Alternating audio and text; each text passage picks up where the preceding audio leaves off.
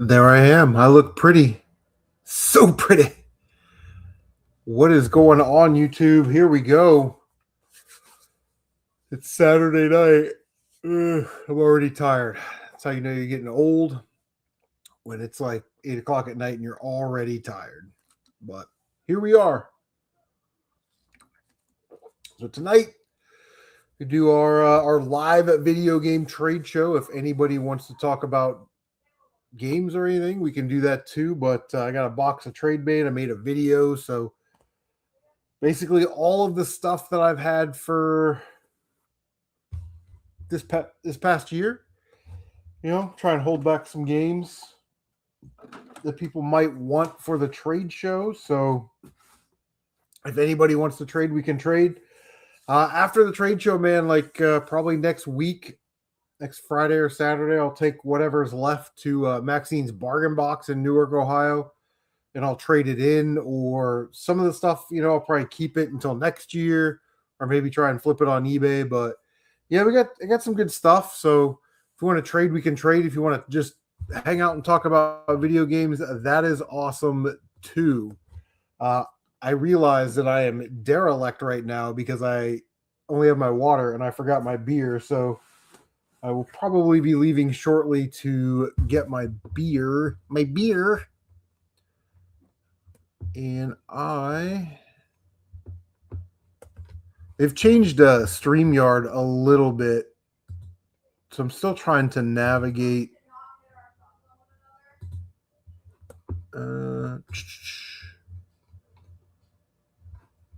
Navigate the new controls for StreamYard. What's up, Acolyte? Matty P, Matty Ice. Trying to get used to the new StreamYard layout,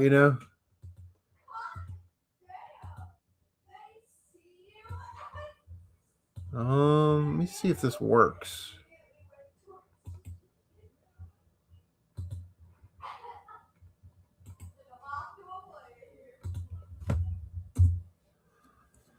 Usually there was like a link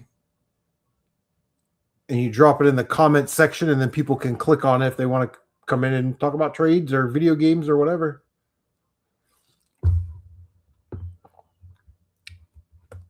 You got build out for streams.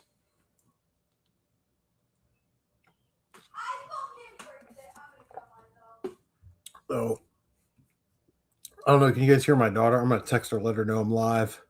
She's down there dropping F-bombs.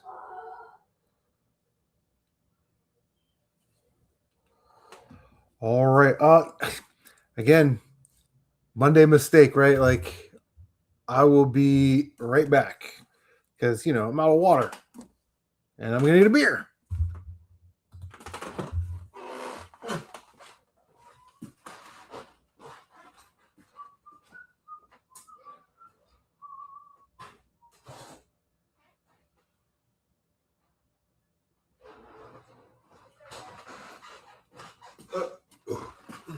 There it is. Oh.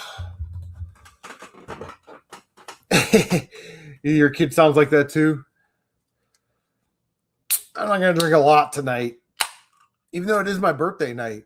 And I turned 22 years old at midnight. Might turn into a pumpkin. A pumpkins. Yes, a pumpkins.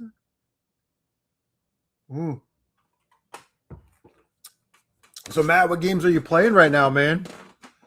What are you collecting? What are you into? What's new in the Mattverse? Captain America and the Avengers on Nintendo has been kicking my ass for the last 2 days. That is a long, boring, tough game when you get to the final boss. And I'm not even at the final boss. I'm at the Mandarin. Then have a fight with Crossbones and then Red Skull. But it's like, holy cow. That third to final boss is a bitch. So, we got some good stuff. If anybody wants anything, I was at a garage sale yesterday. I left it over there, but I got a 1986 Scooby-Doo bank for $1, a 2002 Naruto bank for $1. Like a 6-inch plastic like kids bank. And then I was digging through a box of like old photos, and she's like, everything in there is just $1. In the bottom of the box was an Xbox 360 manual for Spider-Man Shattered Dimensions. I'm like, I'll give you $1 for it. She's like, that's all right. I don't know where the game is. Okay. I'll take your $30 manual for $1. Thanks. What else did I pick up yesterday? Oh, I picked up Big Jurassic Park Indominus Rex, the kind you put the batteries in. So that was pretty dope. Tom Brady on-field Tampa Bay Buccaneers Nike jersey. That was a good pickup. And then like Lego sets. I was at a garage sale and she had these box Lego sets. I'm like, how much are your Lego sets? She was like $10 each. So I got a Lego Elves Goblins layer or whatever, which is pretty dope. And then I got a Star Wars Resistance bomber, which was pretty dope as well. So I tried to put the Elves set together. I was missing a handful of pieces. I went on Bricklink today, ordered the parts, and then it was like $4. You know what I mean? So to get a $70 set complete for $4, not going to complain. I didn't put the Resistance set together yet. Just didn't have time, but the minifigures are all in there. So, for $10, the 5 minifigures in there, they're going to be worth $10 by themselves. So I'll put that together. And I imagine it's going to be the same where it's probably missing a handful of parts. I'll just pop on Bricklink and, order the parts, because that set's like $150 set complete, loose. I don't know what it goes for. Brand new sealed. The living legend is here, guys. Tony Morales, the video game collector. You think you got games? He's the Ric Flair of video games. What's up, Tony? How's the family doing? How's your daughter? Hope everything is well.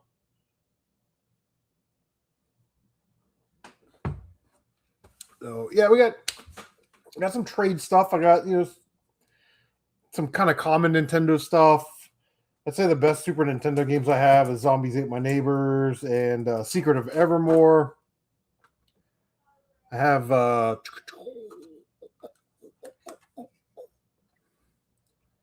Magical Drop on Game Boy Color. You look over here. We got Spider-Man End of Time on 360, Dragon Ball Z HD collection. We got the Mario games for the Wii. So, yeah. So I've been playing like a lot of Nintendo, man. I don't know what it is. I just don't feel like playing anything else. You know what I mean? Like I don't feel like getting into a PS4 game that's a 20 or 40 hour adventure, game. I just want to pop in old school Nintendo platformers and get through them. So, what are the other games I got? I got Joe and Mac. I got Willow. I definitely want to try Willow. That was one of those games where I knew that game existed, but I never really knew what Willow was, on the Nintendo. And, it was on somebody's hidden gems list or something like that. And I was like, oh, it's a top-down Zelda-y fantasy type gimmick. So the local store was having like buy two, get one on retro. So I snagged that, Joe and Mac, and then Sterling Sharp end-to-end on Super Nintendo, which is kind of an uncommon sports game. I haven't played it yet or seen a review to see if it was any good. But, yeah. I figured, what the hell? I probably should have gotten a better game, but I was like, man, you don't see this one very often. And it was for free because it was my third one.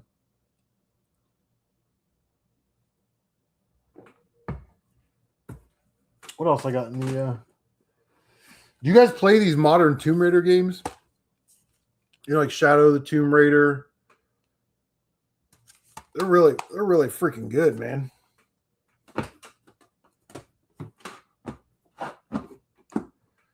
What else I got here? I got Mario Golf Toad's 2 Tour, Mario Kart 8, Captain Toad Treasure Tracker. This game's sort of slipping through the cracks. Sort of Wii collectors know about it. Aqua Panic. This one's sealed, but it's one of those games where you don't really see it a lot, and when you do, It's usually not in good condition. I don't know what like I always say, it's like Batman on Sega Genesis. It's hard to get a complete nice condition copy. You know what I mean? Manuals are all busted, labels are torn, but for whatever reason, that one's uh, getting up there. So as far as Wii games go, I think complete is probably like 20, $25, but a sealed copy right now is still 70 something dollars. So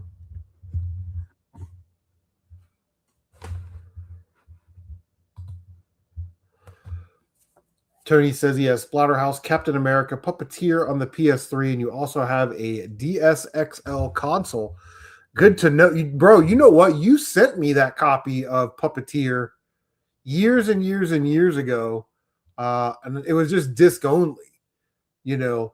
But I was like, this is a game that I want to get complete because you wrote a note, you know, and I put the note in the case. So I got on eBay and I bought the case, put your note in there, put that disc you gave me in there, and now it's part of the collection. But who knew? Who knew Sony was going to be like, yeah, we're not going to make physical anymore, and we're going to start delisting games. And those games are going absolutely nuts. Splatterhouse, Captain America, yeah, Puppeteer, yeah, those are all like that's all in that realm of games, right? Wet, Killer is Dead, 3D Dot Game Heroes, you know. What else is kind of getting? Drakengard 3, which I think is a must, man. It's Drakengard 3 is such an amazing game. And I like all the Drakengard and all the Nier games, but I just don't ever see them remastering them or making a collection out of them. And as soon as I say that, next week they're going to announce the Drakengard collection and the Nier collection. You know what I mean? But yeah, it's just one of those things. Keep an eye out for Days of Thunder. I have an extra copy of Days of Thunder. Looks like this. Boom.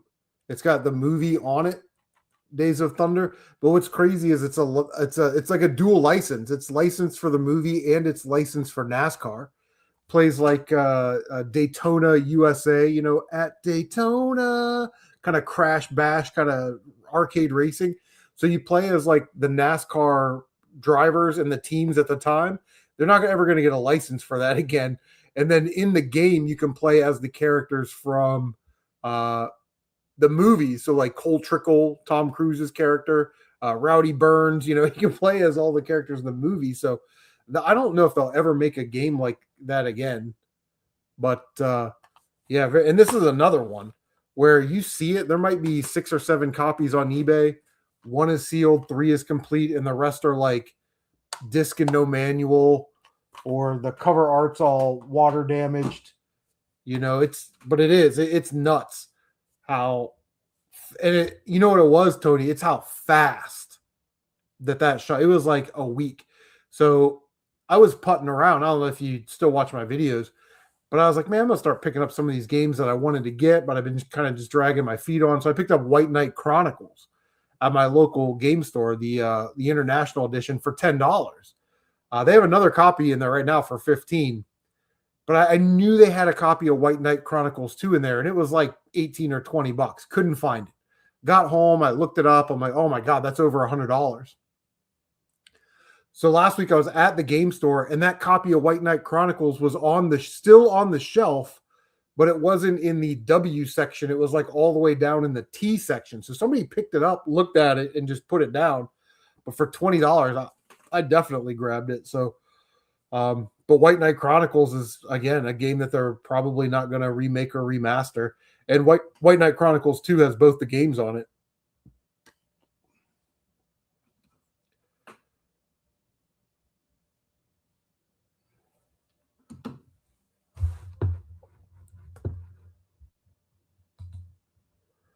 Matty P says he picked up some Wii U stuff. Wii U is like a real underrated console, man. I like my Wii U. Again, I don't play it as much as I want to play it because I still want to play like Gianna Sisters and all that stuff. But yeah, the Wii U's a good console. I got what do I got for trade on the Wii U tonight? Got Captain Toad Treasure Tracker, Mario Kart 8, and Assassin's Creed 3. Just kind of some common stuff. Geek Storian's in the building. What's up, man? I haven't seen you in a while. How you been? Probably doing family stuff. Yeah, man, it was just that the PS3 explosion was so fast, and it doesn't look like it's going to slow down. You know,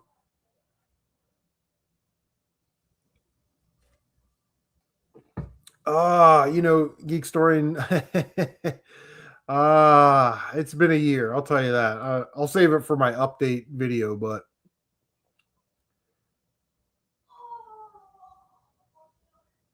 yeah, working. That's kind of what I've been doing. We've had some family issues this past year, so yeah, it's been nuts. So yeah, work's been real good. The kids have been good, but yeah, I'll just say because it was on the internet. I didn't want to make it. I didn't want to turn this into this, but my mother died in April. My stepmom. She raised me since I was 2, and dad's kind of taking it hard, and brother and sister are taking it hard. So that was a crazy April. And then for some of you that know, my wife Sharon died at the end of June. So we've been having some real crazy home life issues, but we're good. We're working through it. Every day's kind of a struggle, but we are bonded like the mega powers. But yeah, it's just crazy, man. You can't anticipate something like that. You know what I mean? So, but thank you guys. I didn't want to bring it up. I was going to save it for the channel update next year and kind of talk about it. But since the whole gang's here, we can talk about it.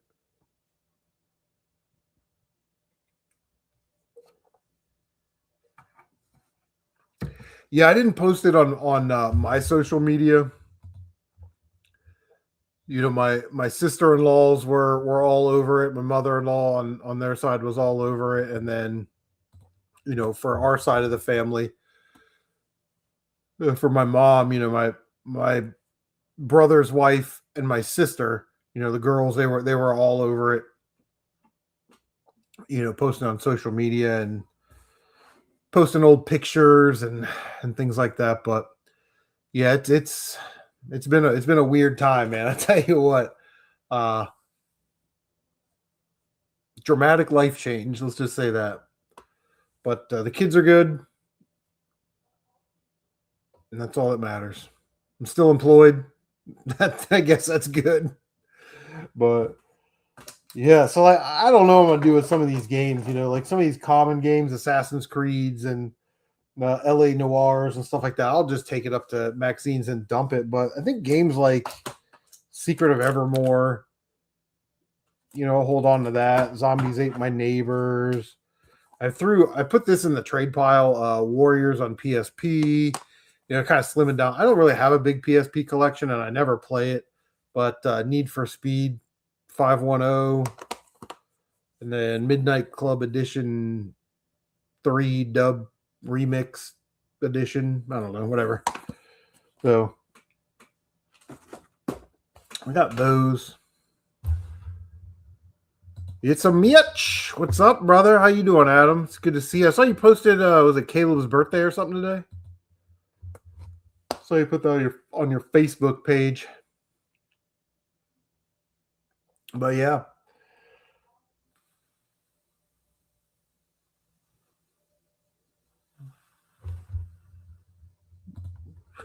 Matt says, you guys got this. The kids, your children, family, the village. Yeah. I'm the mayor. I'm the mayor of the village. So, yeah. Oh, and I didn't realize I had. So I had Simpsons on PS2, and it came with a poster, and I have the poster. And then, like, last year or earlier this year, I picked up an Xbox 360 lot, and it had the Simpsons in it. And I have Simpsons on the Wii. And I was like, I don't need that. I'm never going to play it on the Wii. It's missing the manual, but yeah, I don't know. I feel like I should hold on to that game, What else I got? Oh, somebody at work gave me this Pokemon ZA Legends something. I don't know. I hate Pokemon. I absolutely hate Pokemon. What's up, Mr. Matthews? Good to see you, buddy. Hope you're doing well.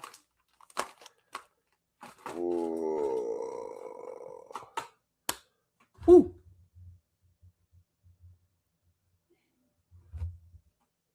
But yeah, that's what I got going on. You know, talk about games. Mr. Matthews, what are you working on, buddy? You working on a video? Working on one of those ninja videos, maybe? Bro, I was at my local game store 2 days ago and they had a Sega Game Gear, $200. I was like, is that really the price of a Sega Game Gear now? A working Sega Game Gear? Mine are all broken.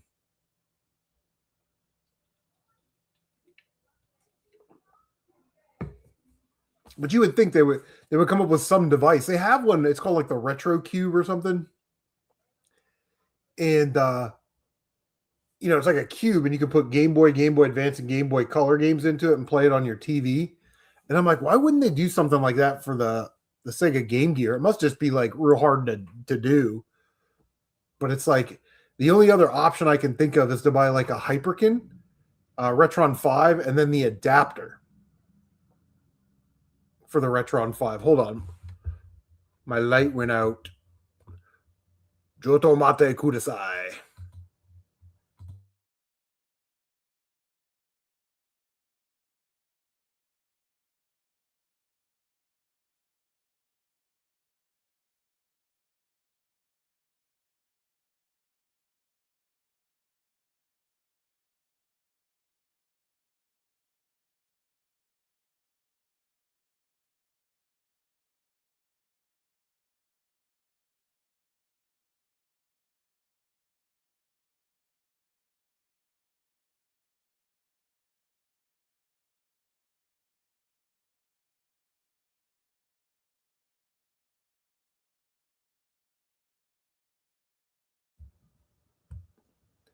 All right, there we go.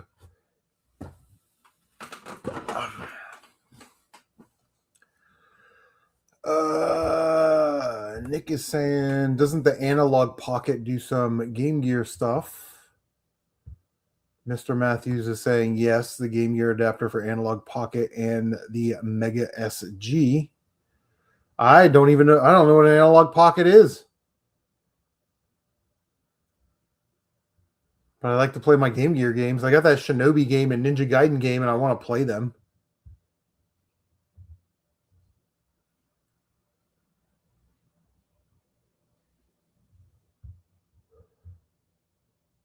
A video game collector says he picked up Dragon View on the SNES. Oh, Danganronpa V3. Yeah, I think I have that on PS4. Trigger Happy and Ultra Despair Girls on the Vita. Vita is one of the few systems that I've never owned. I've never actually owned a Vita. What other gaming systems have I never owned? A Neo Geo. Yeah. Magnavox Odyssey. Yeah, Nick, I'll have to look into that. I'm not even real sure what an Analog Pocket is. Well, Mr. Matthews says the Analog Pocket is kick-ass. Well, now I got to keep up with the Joneses. Let me look it up on eBay. About to drop money.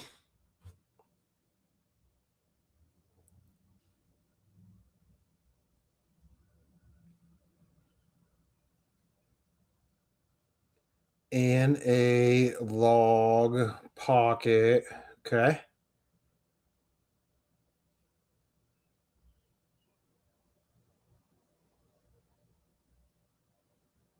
Oh, it's this little. Is it this Game Boy looking thing? Is that what I'm looking at?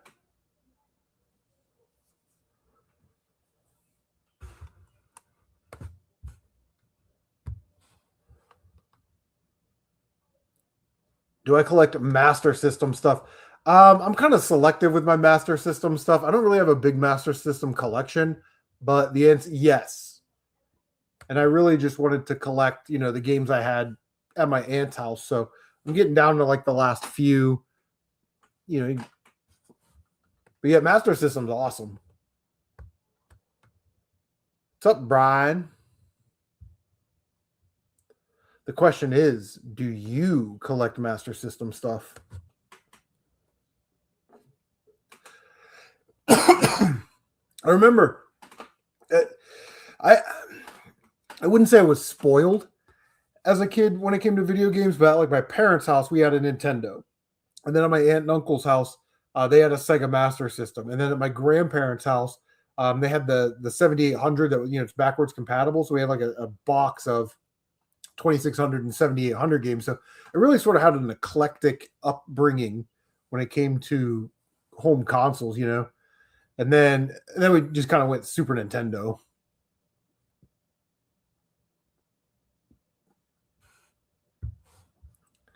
Perfect swag. Yeah, everybody's hoarding PS3. We were just talking about that earlier. I was talking about that with Tony, and it's not that the prices went up or whatever. It's like it was like overnight. You know what I mean? Like it skyrocketed, those PS3 prices. So, and like I always say in my videos, from a guy that owns a video game store and sees thousands and thousands of video games a year, Dave said, you don't think that the supply of 360 and PS3 games is out there. That's actually out there, because the amount of games that come in his store that are water damaged, torn, scratched, cracked rings, they're not really they're not in the condition that guys like us buy them. You know what I mean? So he's just like, that supply isn't as high as you think it is. So, especially for Xbox 360. My kids were so hard on their fucking 360s, man.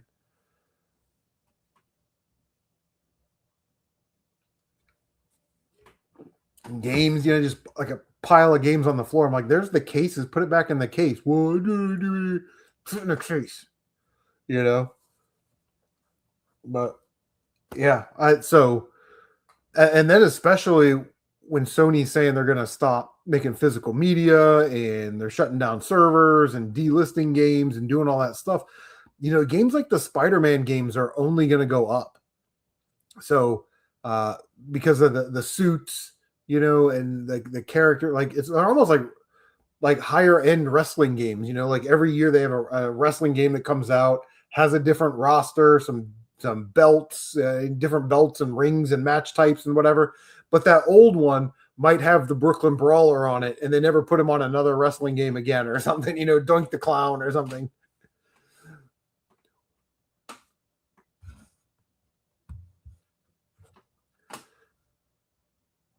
Yeah, that's exactly what I was just saying. PS3 360 are hard to get mint. And there are some that have registrations and manuals. Yeah, for sure. And we have this conversation at the video game store all the time. And I know Dave is hoarding games. Like he may throw out a copy of Deadpool, but I know like in the back somewhere or in like one of his 2 storage sheds or in his garage or in his basement or in his spare bedroom where he's got all these extra boxes and totes, I know he's probably got another 10 copies back there somewhere. But there are some interest, like on 360, a game that I want to get, but I never see it, and it's not very expensive, is Doug Williams' Black College Football. It's like, the HBCUs, and at halftime you can hook up like the rock band drums and you can play drums in the marching band. And I'm like, that's a pretty cool gimmick for a game, actually. So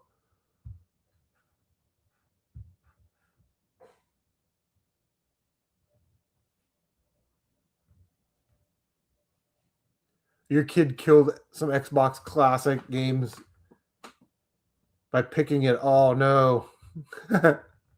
We picked up the console and messed it up. That ain't no good time for nobody.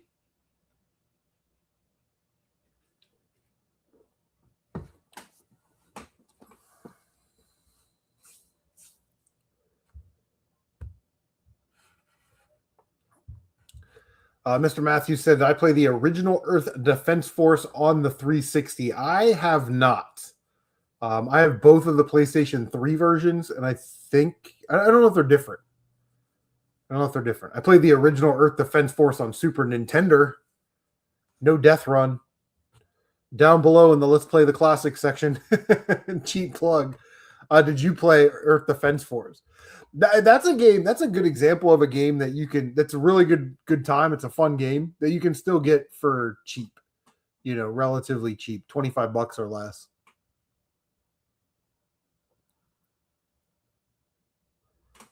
Yeah, I used to live stream the PlayStation 4 version all the time. But yeah, we're gonna make some time. Hopefully this year, I want to live stream a little more. I've got the Capcom Classic Arcade, the limited run. I want to play that, and then I wanted to play Red Dead Redemption 2 because I've never played it before. So I figure we could make like a whole weekend out of that. Like just do like 12-hour sessions or something. See how that goes because that's a pretty big game. But people say it's like the greatest game of all time, or it's at least up there.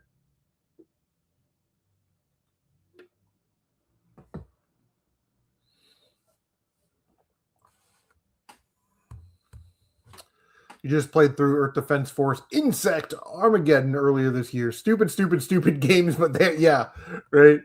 There's not a lot of depth to them. You got 4 character classes. You can kind of level them up a little bit and then blow shit up. That's why I said in the video, right? It's like strip away all of this like overdone level up systems and crafting systems. Just make it fun and blow shit up. Right? We're dudes. We respond to that.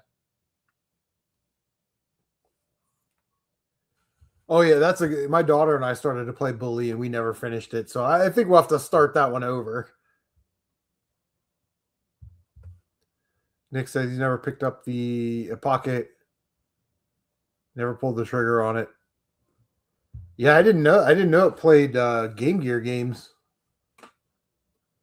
Might have to sell my copy of Rule of Rose and invest in one.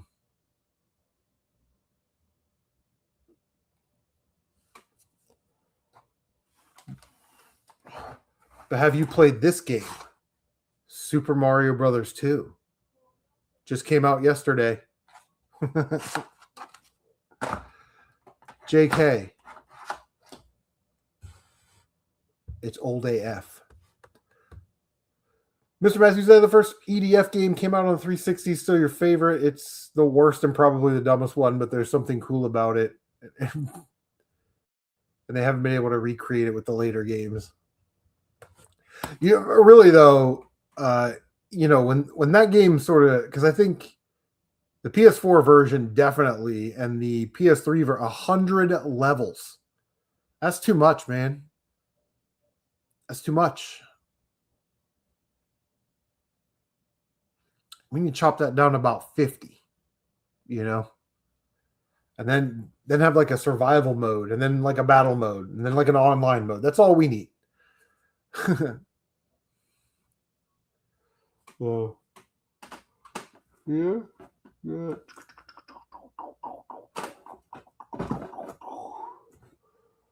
Yeah, other than that, kind of slow.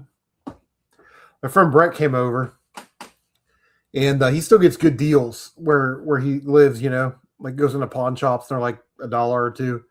So he walks in here, and he's like, "I bought this. I don't want it. It was the SpongeBob limited run game, like in the big huge box, a big square box." He's like, you can just have it. He dropped off a PS3. The PS2 needs a laser replacement and an Xbox One. He just dumps his stuff here. And then I didn't realize that he left a Stay Puft Marshmallow Man giant plushie over there. Well, you gotta be kidding me, man. Like,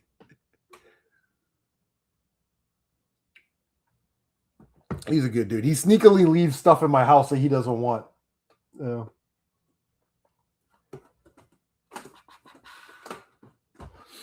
Yeah. Ooh.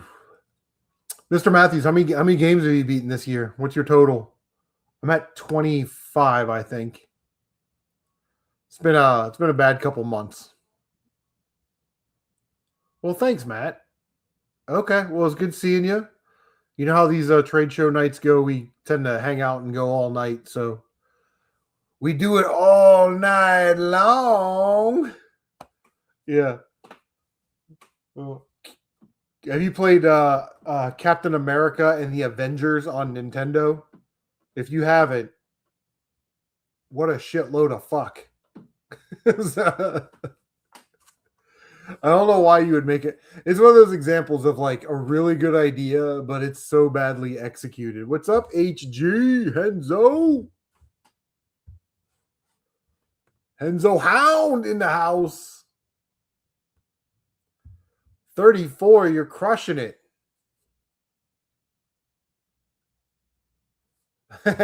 Oak City. What's up, buddy? What's up, Maddie P? With your multiple accounts, your alt accounts.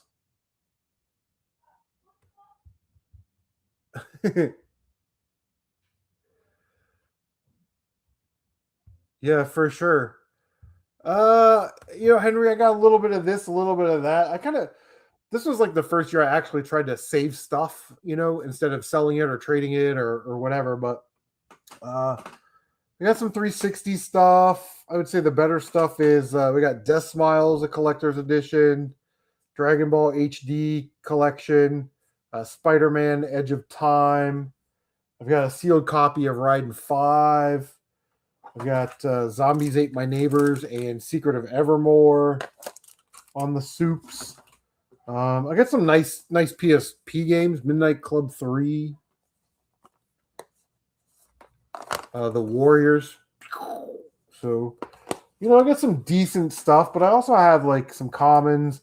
I bought that Wii lot. Oh, God. What was that earlier this year? That lady had a couple Wiis and games. I basically kept all of these games for the trade show. So Mario Super Sluggers, Galaxy 1 and 2, New Super Mario Brothers, Mario Kart Wii, Donkey Kong, and then Mario and Sonic at the Willy Fister Snatch Olympic Games. So I can't believe how expensive this game got. In my mind, this is always like a $20, $25 game. These Mario games on the Wii are generally in that $20 to $25 range, unless it's Mario Sports Mix used to be pretty expensive, but Galaxy 2 kind of got up there, maybe a Mario Party 10 or something like that. But it's like a $35, $40 game, and I don't know why. There's plenty of it. Literally says Nintendo Selects. It was a bestseller. What else I got? Oh, I got Pokemon ZA Legends on the Switch 2. And I hate Pokemon. Someone gave that to me at work. I got Dodgeball on the Game Boy Advance. There's a pretty pricey one as far as Game Boy Color games go. It's Magical Drop. So, yeah, that's what we got. Tylord's here. You got tired of playing Mario Golf. What's up, buddy? Tony wants to know, does anybody have Silent Hill on the PS2 for trade? I have the Silent Hill collection on PS3. I'll trade you. I don't know how you make such a bad port. I mean, it's easy. It's a PS2 game. But that's what everybody says, is that it's not a good port. But I do have Spider-Man, Edge of Time, Dragon Ball Z, Budokai HD collection. So it just kind of depends, you have Punisher for trade on the Xbox. Yeah, I have that game. That's a great game, man. Sonic Adventure 2 for Dreamcast. You have to try hard for that one. Didn't that Sonic 2 go down in price and then only like a $5 game? I'll trade you this copy of Super Mario World. I got some manuals and stuff, and some odds and ends if anybody needs it, like GameCube microphones in case you need to make like your Odama or your Mario Parties complete. I have 3 GameCube mics.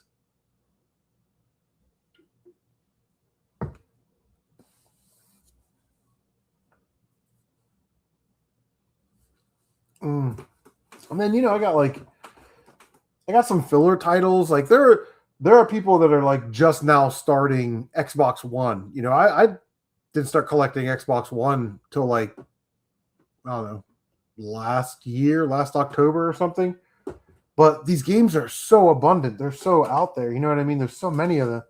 Every garage show you go to that has games, they probably have Xbox One games. But I got Wolfenstein, Rise of the Tomb Raider, the Assassin's Creed games, Witcher 3 Wild Hunt, Batman Telltale, Jedi Fallen Order, Gears of War.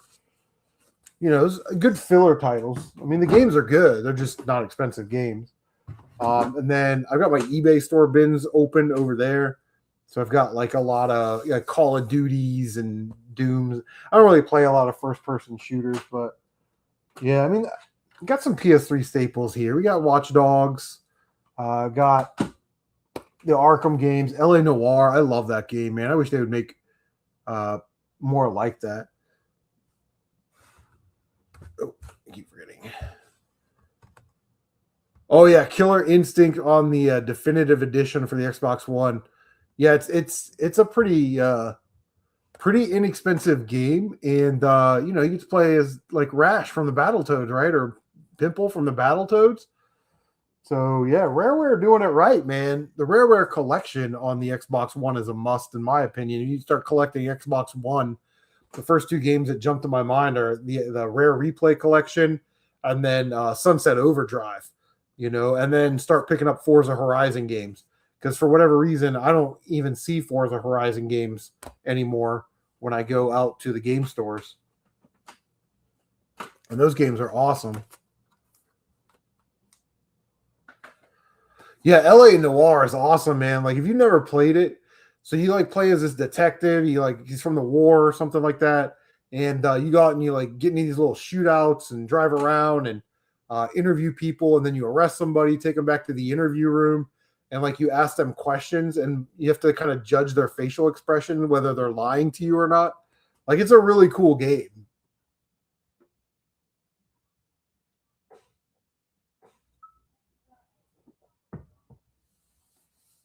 It's something like Linda would play, right? Like, because Linda plays a lot of these like weird FMV type games, like first person. I'm not trading you my copy of Einhander, but yeah, Linda plays a lot of like these weird oddball games I've never even heard of before, and I'm like, man, that's kind of cool looking. There was one where it was like you're playing it's like a first person, and you're playing as a detective, and you're interviewing these people, and you interview them over a couple days, you know, time or whatever, and you can catch them in lies, like their story doesn't make sense from the first time to the second time to the third time, and it was pretty awesome. Linda beat Reservoir Dogs. Yeah, I saw she was playing that. What was she playing today? Oh, she was playing Sub-Zero Mortal Kombat Mythologies or something. It was worth a shot. If I had an extra copy of Einhander, I wouldn't mind trading it to you. I don't have an extra one.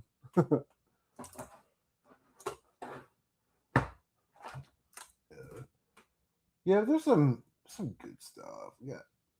You know, the Uncharted games are kind of like a must on PlayStation. There's a lot of good cheap PlayStation 3 games, like Last of Us. Like I said, the Uncharted games, Dead Space. It's just a lot of good ones. I wish they would do like a Hydro Thunder remaster, because I love Hydro Thunder, man. I'll live stream that nonstop if they release that. Like Limited Run did a Hydro Thunder collection where they put like Hydro Thunder Hurricane, which was download only on 360. I still have it downloaded on my 360. I fired it up when Tyler came over. He's like, "What the fuck is this?" It was awesome. I think, you know, the Dreamcast version obviously looks better, but the PlayStation 1 version sounds better. You know what I mean? So if you could kind of smash those up and then give me like a true arcade port, and then there was a second arcade game that came out that was sort of limited. Yeah, just give me those 4 Hydro Thunder games on a PS4.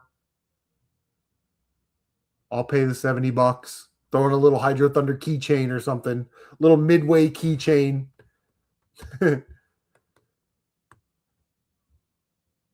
Oh, you still need to play BioShock Infinite BioShock. I've never played a BioShock game. So I think the game that I want to tackle that seems intimidating is Dead Space 2. People say that's the best Dead Space, but I've never played a Dead Space. So yeah, we'll see.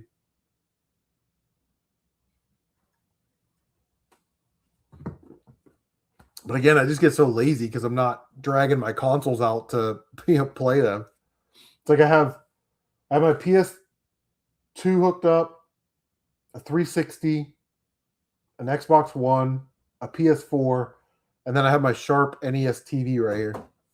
So, which I've hooked my top loader up to because I don't want to wear out the 72 pins in the Sharp. So, yeah, it's pretty awesome. And then I got my Switch right down there. So, but really the only things I play are the Nintendo, maybe some PS4. I haven't been playing anything this year. I played every year for the next like 5 years. The first game I play that year is going to be a Forza Horizon game. I started that last year by playing 3, and it's amazing. It's an amazing game. So I played 2 this year. I don't know if I want to go back and play 1 on the 360 next year or just do 4 and then 5 and then go back and play 1. So I don't know. We'll see how that shakes out. Might play both. Might play the Xbox 360 and the Xbox One, and that gives me 2 games on 2 different consoles. That'd be awesome. Beat a 360 game and a Xbox One game for the year, but yeah. Isn't that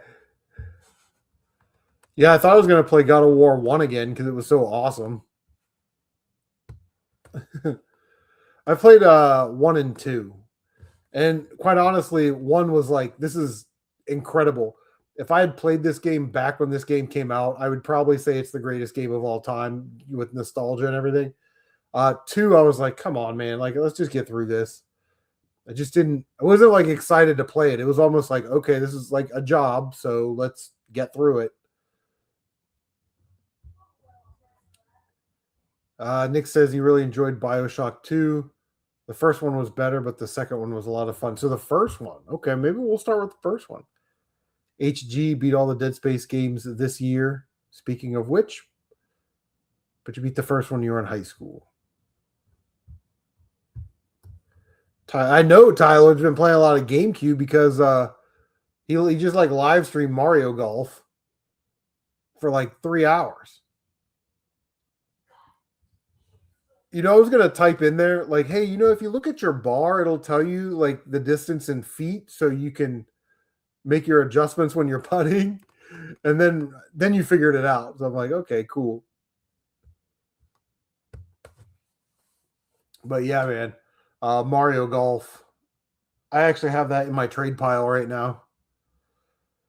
So I think the only GameCube game I have, well, I mean, I guess everything's for trade if the price is right, but I have a clean copy of F-Zero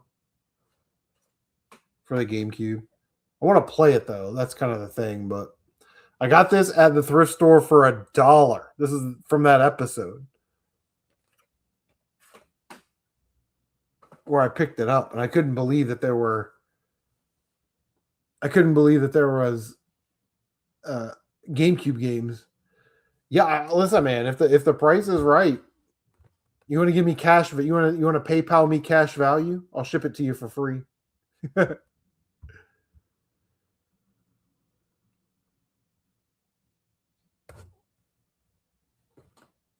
Somebody wants to PayPal me 15 grand. I will priority mail DuckTales 2 to you.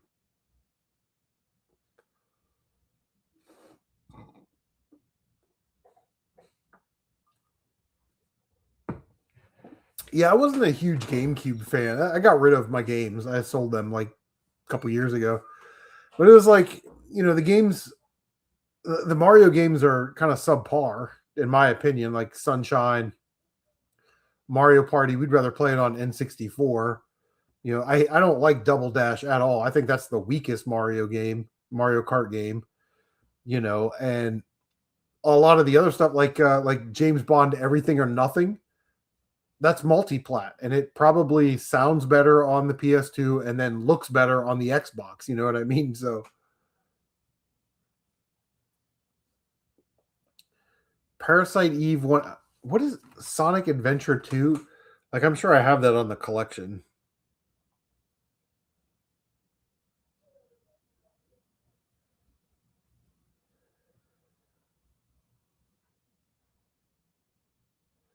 So you can get one right now on eBay for $175. So probably not. And that's probably not a game I'm going to play either. But it is awesome. And Parasite Eve is awesome. And I can't believe they haven't made like a collection of that. The way Squaresoft likes to redistribute their old shit. When it comes to Final Fantasy, everything else they're stingy on.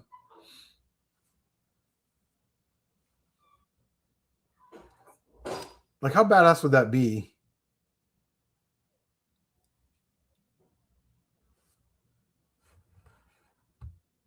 To get like an Einhander 2, and then the first game is like already on the disc. You know what I mean?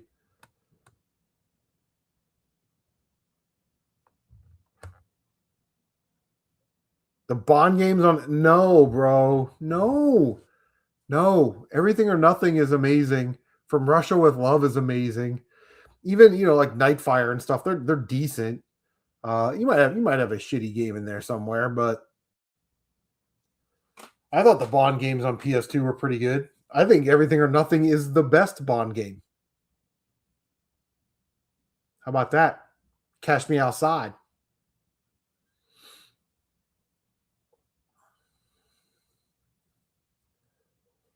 I can't believe you said that, Ty Lord.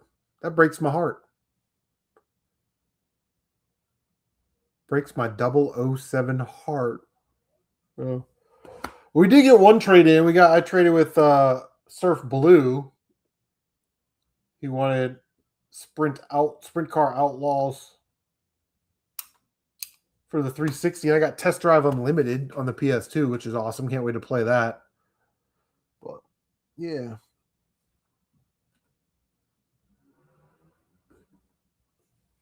It's been one of those days where it's like it rains and then it's hot and humid, and then it rains again and then it's hot and humid. I don't know, Tony, how much you want to pay? You shoot me a number. I'm going to pay off my college debt with the money you're about to give me, which is amazing because I don't have any college debt.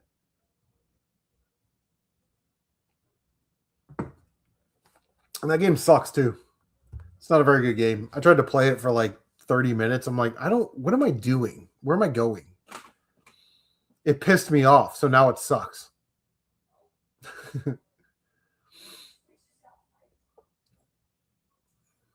Mm.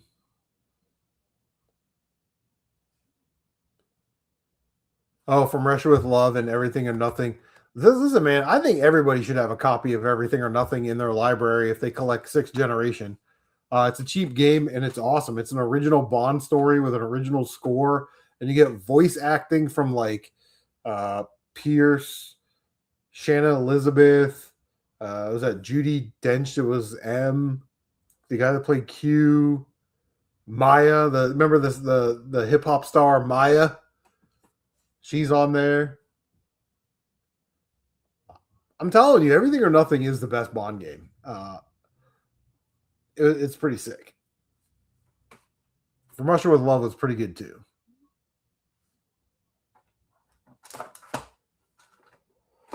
Those are all good games. And when I was a kid, we had GoldenEye, but we really only played like the first level or two and then battle mode. So I've never actually beaten GoldenEye on the Nintendo 64. But I don't know. That's one man's opinion, Not to throw my stats out there, but I know Death Ran Silver Surfer. So I think I know what I'm talking about. everything or nothing for the win. I should just start buying every copy of that game. Like, if it's $8 or less, I should just buy it.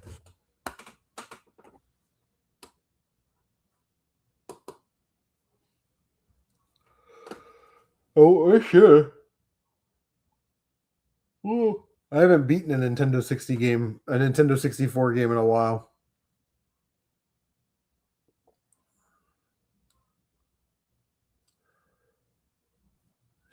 While we're at it, should be Perfect Dark.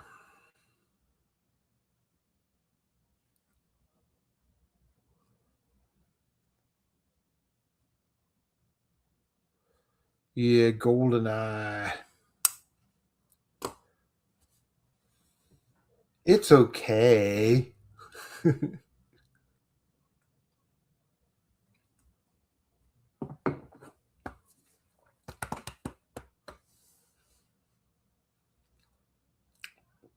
You think you had a broken N64 controller and you still beat the game?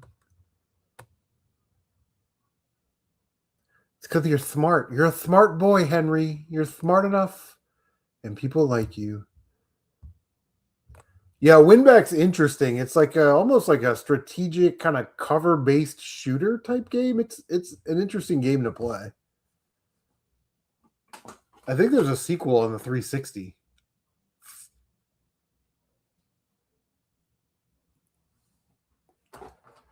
Oh, I don't know.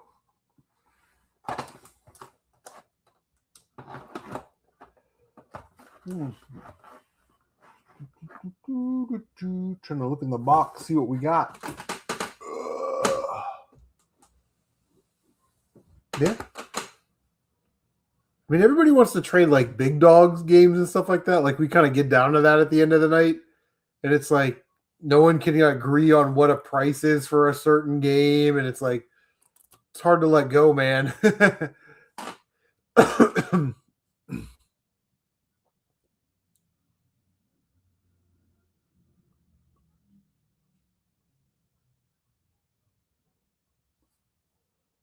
Oh, Tyler's messaging me.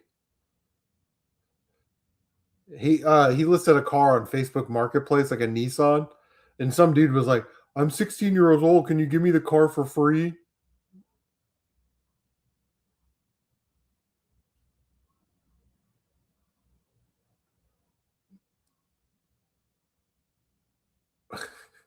He has so many problems with Facebook Marketplace, man.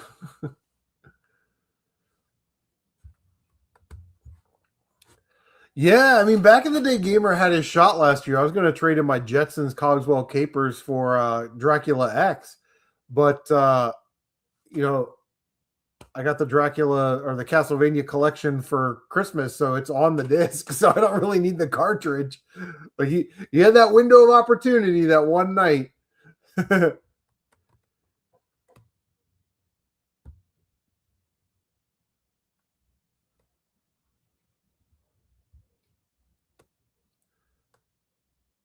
You're having a hard time trading it.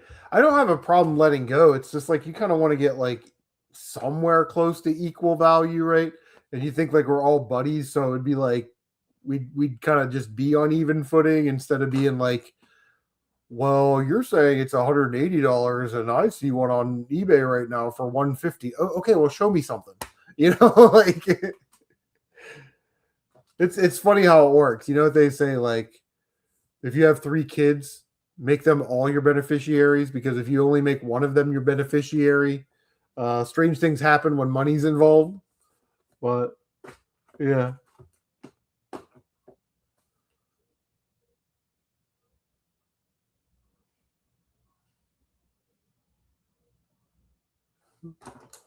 Yeah, but listen, man, I'm perfectly content with just talking about games all night. But you know, this has been a staple. Jeff McEntee, Tight White on YouTube. So I'll just say Tight White. So Tight White had this idea when it was like me and Hav and Shad and Kane Deathbreaker and like Woodbury and Richard Game Hunter and you know Bad Company Gaming and like some other people. We just had a trade night, and it was awesome. And then we just had one every year, and then Jeff couldn't do it anymore, so I just kind of picked up the slack, and I'm like, it's not that I don't mind doing it, but it's also one of those things where it's like, if nobody wants to trade games, then that's cool too. So we don't have to do it. You know what I mean? So this kind of might be the last year for ye old trade show. So, but it's up to you guys, really.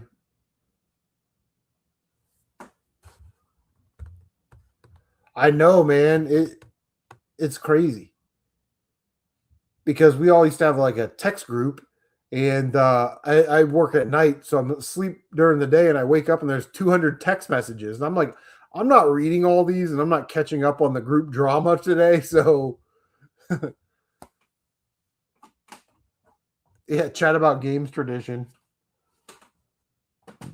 Oh, here's a game everybody needs to get. Just Dance 2021 on the PS4. Be the cool kid in your neighborhood. So, yeah.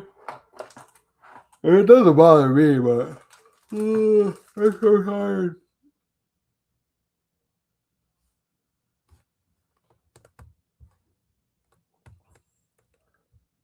Yeah, like 5 games. It must have a small shelf.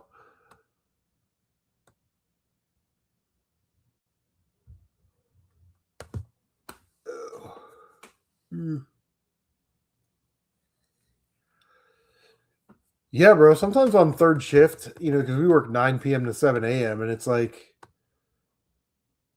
there's just not enough hours in my workday to get all of my personal shit done. You know what I mean? I do not have that. I don't think I have that on PS1. I think I have it on the Nintendo 64. Yeah, Laserdisc, right? My Laserdisc player went kaput. So it's like to get it fixed is not worth it. It's cheaper just to buy another one. You know what I mean? But Laserdisc is the fucking bomb. I love Laserdisc. I love Laserdisc because no one else really has Laserdisc. And when you bring it up, they're like, "Oh yeah, you got that?" Like, yeah, I got a Laserdisc. Ask your mama.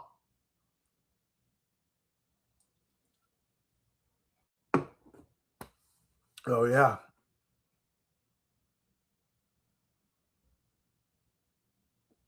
yeah. Henry, what else do you have for trade, man? Nobody wants Sonic Adventure 2. I don't think. No one's simping over it.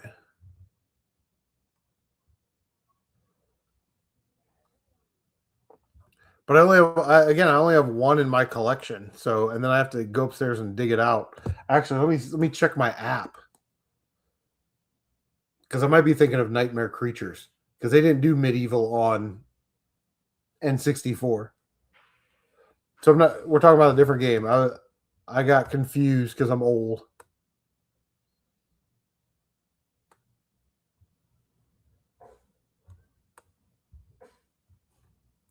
I give you mine, but Jeff would get his feelings hurt.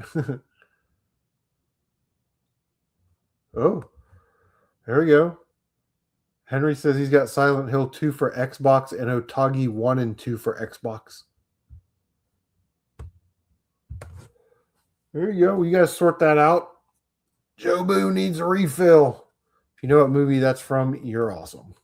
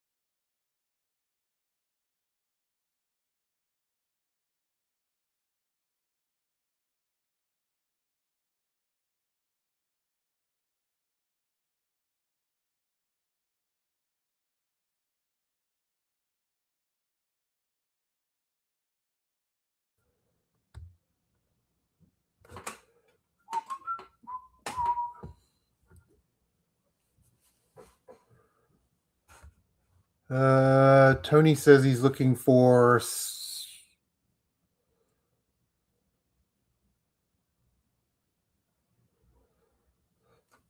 Yeah, it's Tyler's birthday too, so happy Geburtstag to Tyler. It's my birthday in like 3 hours. Woo-hoo. But yeah, and we were talking about PS3 earlier, but I think like PS4 is going to be the next, where some of these rare games, and guys, like, listen, I understand like Godzilla on PS4 is rare, like I get it, but when you start looking at some print runs from places overseas or games you can only get overseas, you're going to want to get them before they're gone. One of the examples I always point to is Lara Croft and the Temple of Osiris. It's a Tomb Raider game. It plays like Diablo. It's a top-down game. And in the States, we got a case with a download code. In Europe, they got a physical disc with the game on the disc. And what's unique about this game is it's up to 4 players, and all the puzzles in the game scale to the amount of players that are playing. So it's just so unique. Like Laura, like if it's a single player game, you may need to do something, but if it's a 2-player game and Mr. Matthews and I are playing, and I'm playing as Laura, and I throw a grappling hook to open the gate, right? And the little lock thing's behind the gate, and I have to hold it, then he shoots it, and then it opens the door. You know what I mean? So yeah, games like that. And Tony, I don't want to really talk about. I'll let Tony decide if we want to talk about some exclusives that are kind of really rare, like really rare, that you can get right now for a decent price. Mr. Matthews says, I've got some big shit for trade, boys. Atari Flashback in the box. You man, you post that on Facebook Marketplace. I'll tell you what, some grown ass man's gonna asked to deliver it to his house because he doesn't drive and his girlfriend's got the car, you know. But yeah, there's definitely some really rare PS4 games out there that you can get for decent prices right now. And when the PS4 boom hits, is the only reason I'm considering getting a PS5. I don't want to get a PS5. But I'm like, well, if they make another Last of Us game, then I'll get one. And I kind of wanted to get one to play college football because I love college football. And I know that's not an expensive game, but the PS5 is backwards compatible with PS4. So, why wouldn't you get a PS5 and then just buy PS4 library games because they're dirt cheap right now? So, but yeah. Yeah, I think PS4 will be the next big one.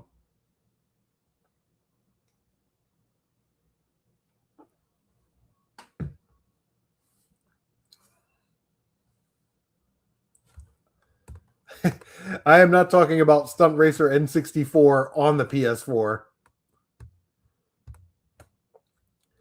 Sony taking away physical game. Yeah, man. I'm telling you what, man. This is we're in that evolution, where we kind of went from 8-bit games to these 16-bit games, right? That was kind of a jump. And then when we went to CD based, and then in the 7th gen, it was like internet, DLC, day one, all that stuff. And we've kind of been stuck in that phase a little bit.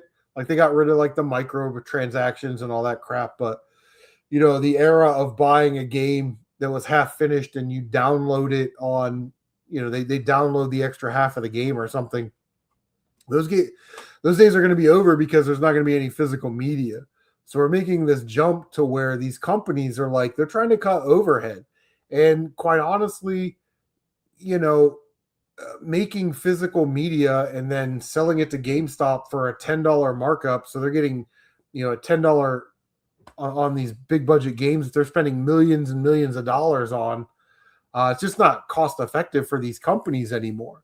But quite honestly, other than some of the bigger name type games like the Call of Duties and like Last of Us or like Uncharted, these big open world type games, we don't really need any of that other shit. You know what I mean? It's all just cannon fodder. So they're definitely going to cut the cost, or cut their costs. But what pisses me off the most is that they're not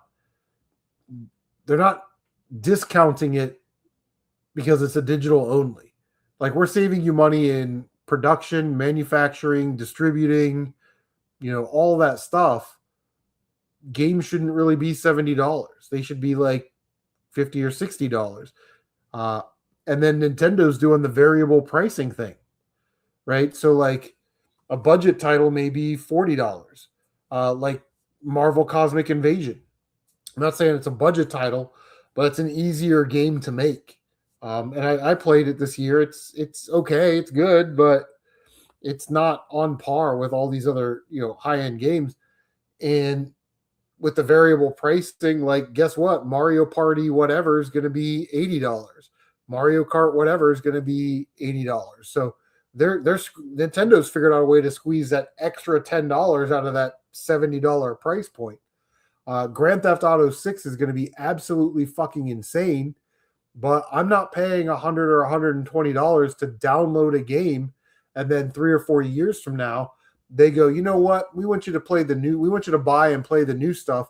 So we'll slow down the servers and we'll make it, kind of a pain in the ass for you to play. It's just who we are. Like, when we grew up in that time, like we like having the physical copy of Super Mario World. I like having this in my hand. It gives me the warm and fuzzies.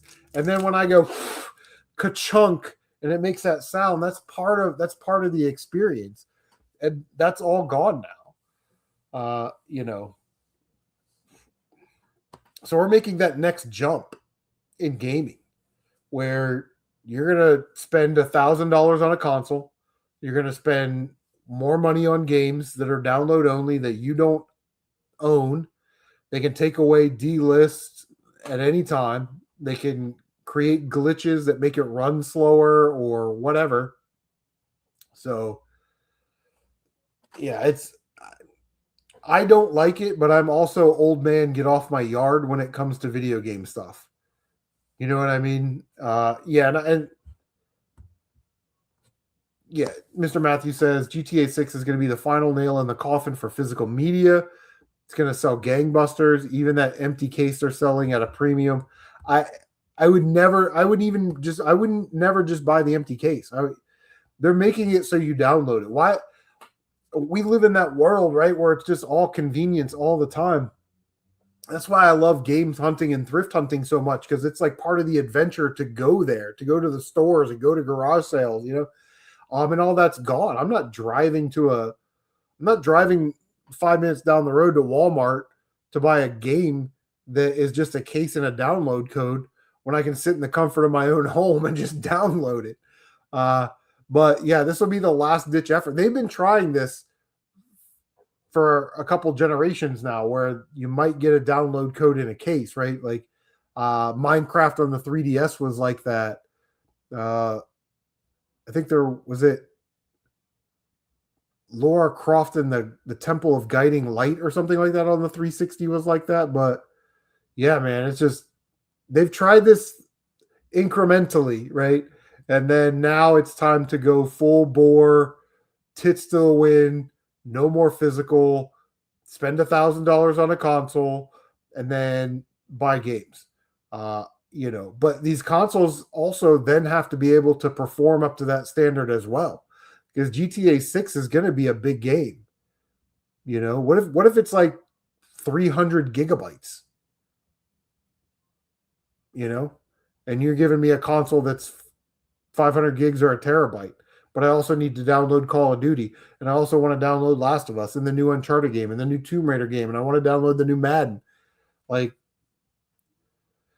or some of these games are notorious for just having big data storage usage, and that console needs to be able to keep up. So, I don't know, man. Yeah, Nick, I don't trust consoles in the digital space at all. It's the companies. I don't trust the companies.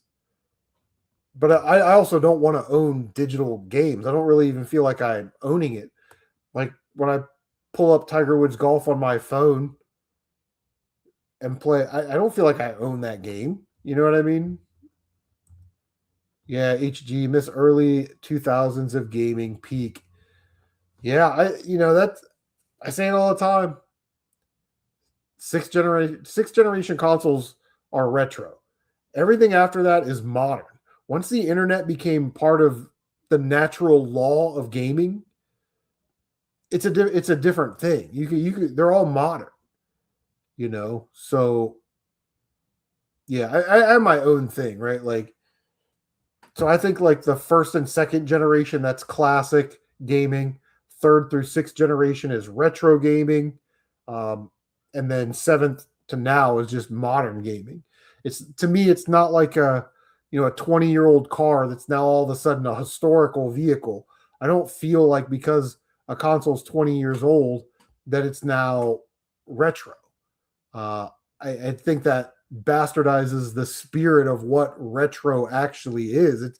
It's like that time and place where gaming went from 8-bit Mario to God of War on PS2, and everything in between, the console wars, all of it, all the bullshit, right? All the miscues, the Virtual Boys, the Sega Saturns, the you know, all of that stuff. And that encompasses that piece of time. And you just can't add to that in my opinion. Especially when that modern leap of the internet was, again, the natural law of gaming at the time, where you had downloadable content, day one editions where you got, extra guns and weapon upgrades or whatever they gave you, and then like the microtransactions. So that's all its own separate thing, and now we're transitioning into a different era, I think. So seventh, eighth, and ninth generation, but once we go all digital, that will be its own new generation. So maybe we'll call it like the new generation. So I don't know. Xbox Series X is like $800 now. Yeah, and did you hear Xbox? Like Sony's like, we're getting rid of physical, we're delisting games, all that stuff. But Xbox apparently came out and said we want our console to be backwards compatible with every Xbox game. Okay, so at least that'll have a disk drive, and you can maybe pop in some discs, you know. But then how are they going to restrict that? If I buy a brand new disc version of uh, Grand Theft Auto 6, for example, and I download it onto my console, and then I send it to Mr. Matthews, and he downloads it, like, how are they going to get away with blocking? Because that's gonna kill retro game sales, stuff like that. I mean, GTA 6 will be all digital, but let's say Last of Us 3 comes out and it's on a disc. How are they going to like license block people from not selling their games to GameStop or local game stores? They're basically going to put them out of business.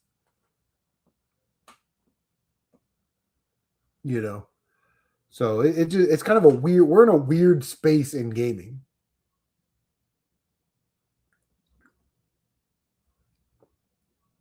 England black and tan.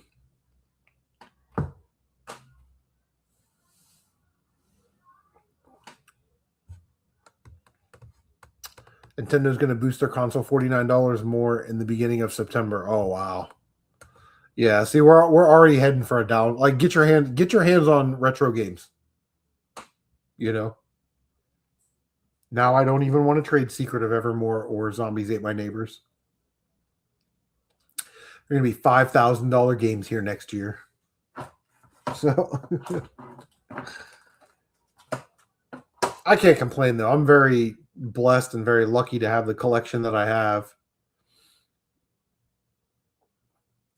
I have more games than I could probably ever play.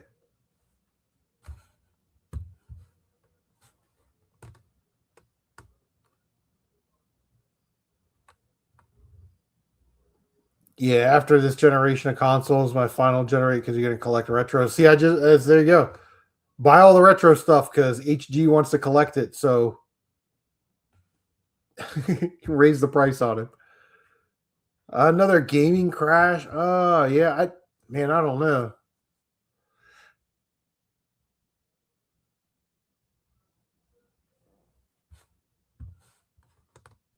It's also like I don't play online games. You know what I mean? Like, I don't have friends that play online. We're not getting on there playing like Marvel Cosmic Invasion or Call of Duty or something. So, for me, and I'm definitely not going to buy a console and then sign up for an online account and then pay monthly for the online thing and then never play it. You know what I mean? When I can just pop in a Nintendo game or something. You make a copy of Silent Hill 2 on the Xbox. Well, I don't really like Silent Hill games, but let me look.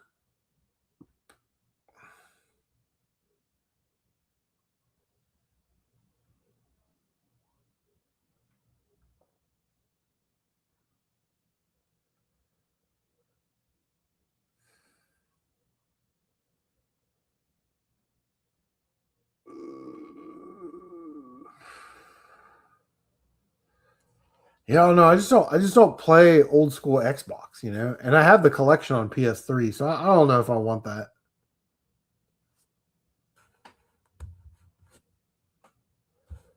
Someone might want it. You just wait, see if somebody jumps in and they may want it. Mr. Matthews, it's a bold move to raise prices on non-essential things like video game consoles when people are already hurting from prices skyrocketing on the things they actually need. Yeah, that is not a lie right there, buddy. That's not a lie. And most retro gamers who are also collectors, right? Like we used to just buy boxes, keep the games that we wanted. So we have massive collections. So we shouldn't be in a rush to buy video games. And quite honestly, at 47 years old for the next 2.5 hours, I'll be 48 at midnight. What else do I need? So I don't really need to go out and buy old games. So that hurts retro game sales. I don't really buy modern games. So, I'm out of the loop on that. And quite honestly, looking at with everything that's happened this year, I've started to look at, okay, well, if I retire at 66, my state retirement's this, Social Security's that. If I stay until I'm 67, my state retirement's this, my Social Security's that. And then I put like $130 a paycheck away into Ohio deferred compensation. And I'm thinking about starting an investment, like a Roth IRA, and just getting money in the system until for the next 20 years. So, quite honestly, by the time I'm 50 or 52, I should be taking a hard look at what I have and going, do I actually need all of this shit? The answer is probably no. And this example I say all the time. All three of my kids are gamers. My oldest son grew up he was born in 98. So we grew up together, he and I, playing PlayStation 2, Jack and Daxter, Ratchet and Clank, Marvel Ultimate Alliance, football, all that stuff. I have like 400 and something PlayStation 2 games. I asked him, I said, hey, out of my entire PS2 collection, what are the games that you want? And he was like, oh, yeah, Jack and Dexter, Ratchet and Clank, Siphon Filter, Tekken Tag, like 2 of the racing, like the common shit. He doesn't care about Rule of Rose. That means nothing to him. My 22-year-old, he may want like 3 PlayStation 4 games and a Switch game. My daughter may want like 2 or 3 PlayStation 4 games and a Switch game. So I'm keeping all of this stuff so I can give my kids a dozen games. Like at some point, it doesn't make sense. Like if you were in your 20s or 30s or early 40s, you want to collect games and do all that stuff, man, that's great. But I'm looking at retiring in like 20 years. And when I retire, I want to be able to kind of move on.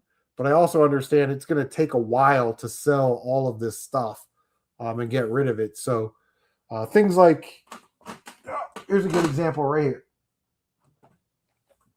So things like Metal Gear Solid 4 and 5 for the Xbox, right? It's like a $30 game, not very expensive, but super awesome. It's got both discs. I have this on the PS2. But to trade it into a game store, you're getting $15 trade credit. So you're losing half its value.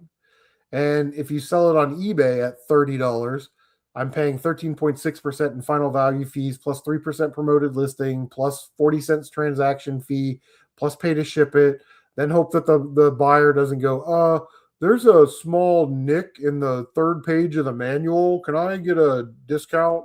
And you're like, no, I don't do discounts. Just I do full return. So just send it back and I'll give you your money back. And then have to pay to ship it back. So a game like this is like Facebook Marketplace. Put it on Facebook Marketplace for $30. The first person that offers you like 20 or 25, just take it. You know what I mean? But yeah, who knows?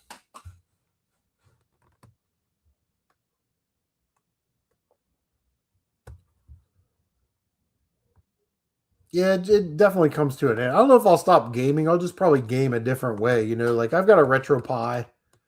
I think because when I retire, like in my brain, I'm like, listen, Mondays I'm going to hit thrift store because it's 99¢. Tuesday I'm going to hit the driving range. Wednesday I'm going to get in my golf league.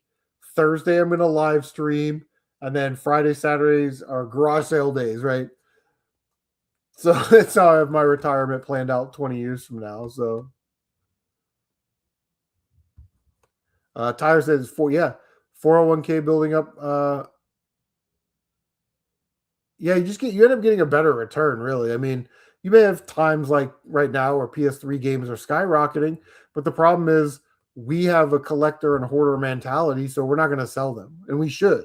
Right now, we should sell every one of our PlayStation 3 games, take that money, put it into a Roth IRA, you know, and let that money work for you.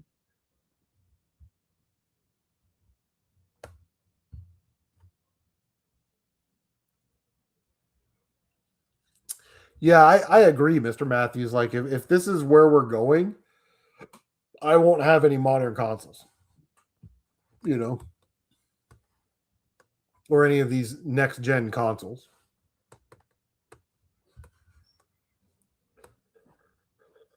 Oh no, not the gun range, the driving range. A secondhand toy dealer in the house. What's up, buddy?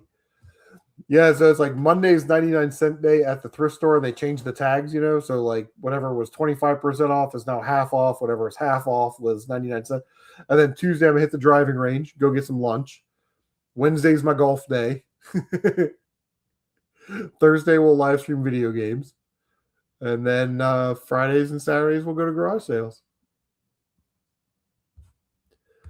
Yeah, see, like we're getting higher and higher. Geek Storian's like he's betting a console is going to be like $1,200, and $80 is the start for games. Yeah, these big budget titles, bro. When GTA 6 gets their $110, everybody else is going to think that they can get their $110. And then they're going to go on sale, just like you said, for $80, $90, for a digital copy. A digital copy. That's crazy. Somebody go on to the Roth IRA calculator. It's free. And then put in $1,200 as your start. And say you bought 3 games a year, so that's 80, that's 240. So your yearly contribution, let's say, is $240 a year. And then do that for 25 years and tell me what the number is. Start with $1,200, make $240 worth of contributions every year. Put it at like a conservative 4% interest for 25 years. And remember, that's post-tax. So the money that's in there is already yours. And you can withdraw it without penalty up to the amount that you've actually made on the account.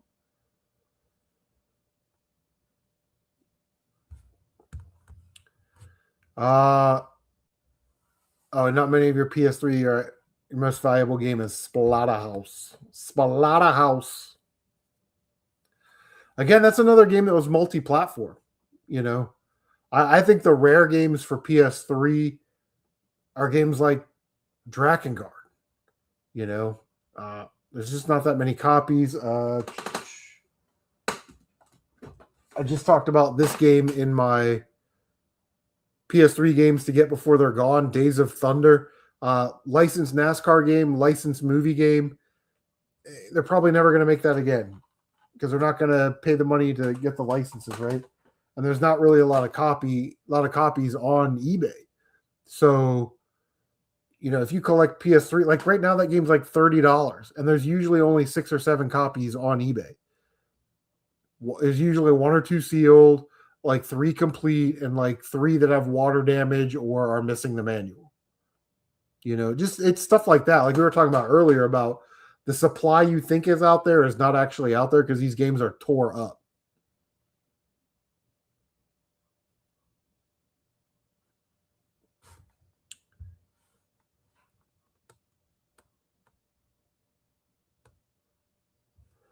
That's good, Tylord.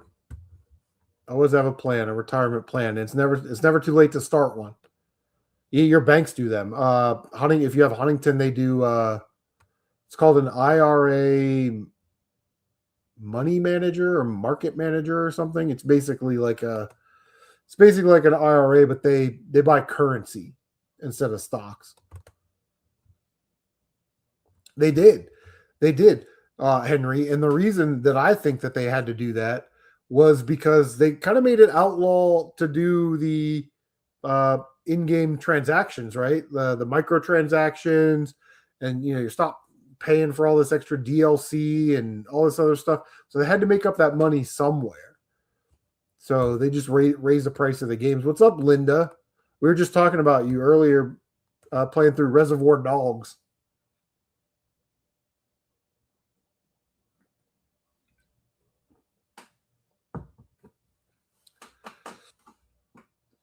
But yeah, just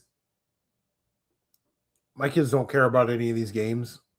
It's clutter to them. It's in their way.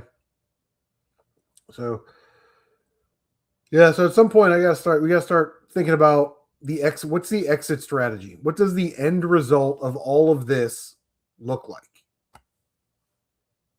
What's the plan? A goal without a wish is a plan. Coach Herm Edwards. So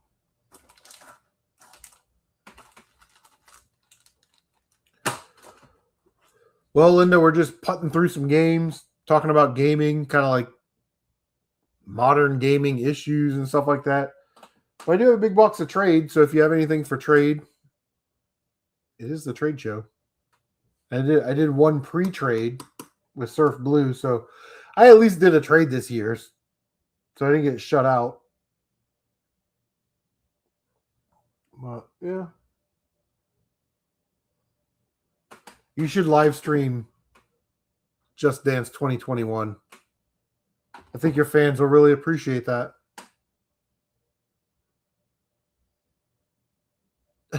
I don't want Sonic Adventure 2 on Dreamcast. But you know what? If I do, okay. You got it, HG. You're my boy, Blue.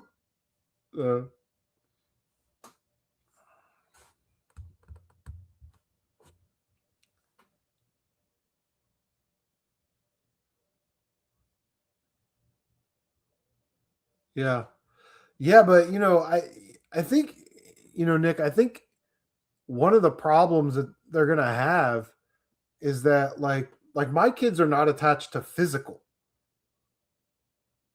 So my kids are not going to go out and buy like a 360 and then like Need for Speed because that's what they played when they were a kid. They're just going to pop on their new Xbox, go onto the Xbox shop and download Need for Speed.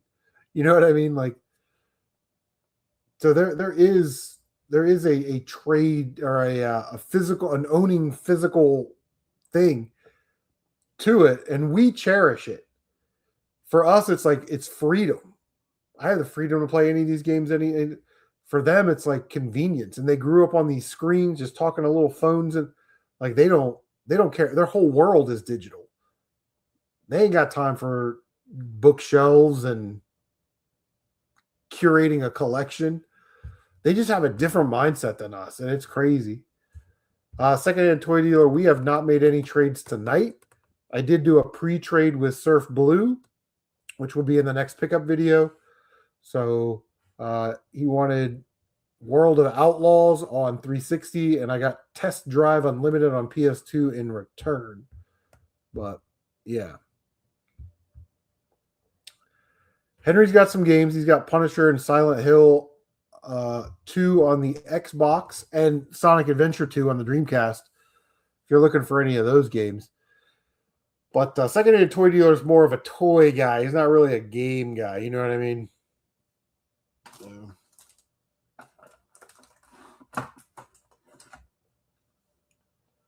What else we got?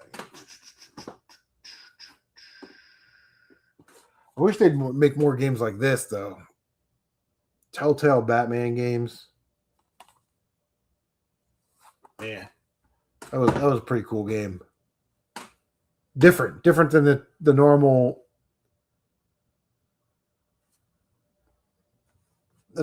punchy kicky Batman games.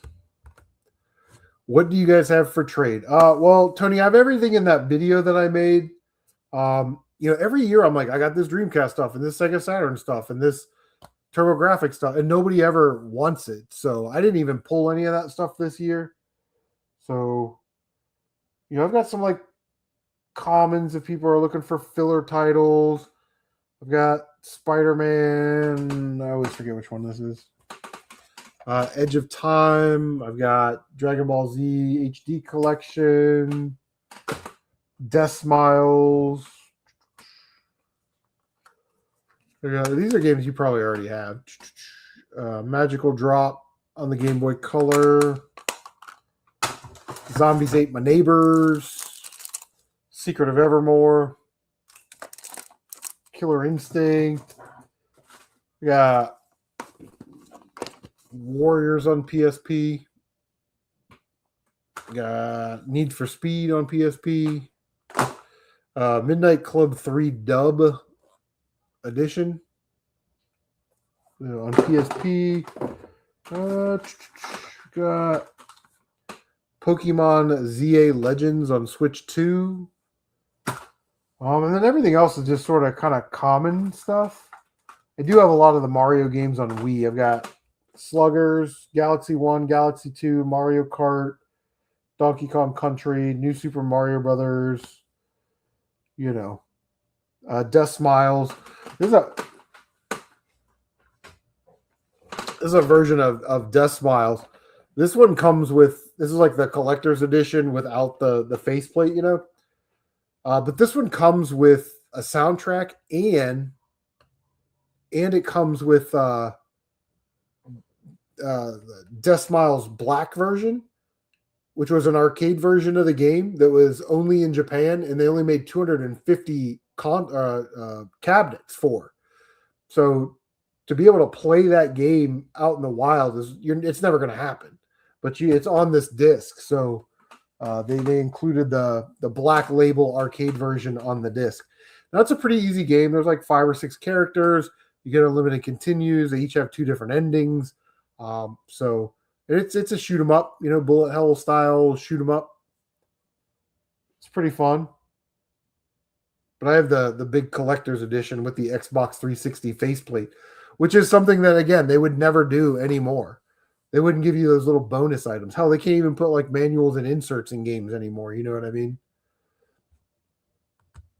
Here we go. Tylord's interested in some PSP games. I feel it.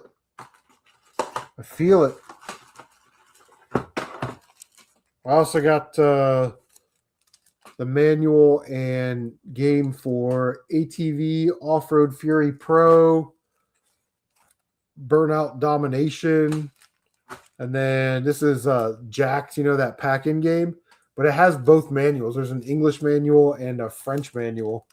You see, there's like 2 manuals in there, so that's kind of crazy. I have Super Dodgeball on the Game Boy Advance. I don't really do DS. I saw this at my local flea market. It was pretty cheap. So I was like, I'll pick it up anyway. It's Glory of Hercules. I guess it's more of a action-y RPG or something. I don't know. I've never played it. So got that. Got Simpsons on the Wii. No manual. I got Captain Toad Treasure Tracker on the Wii U. Mario Kart 8 on the Wii U.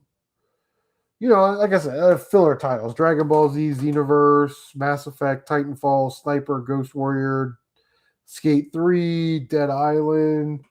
We got some PS4 games in here. So, it's good stuff. I got good stuff, but it's all like common stuff. You know what I mean?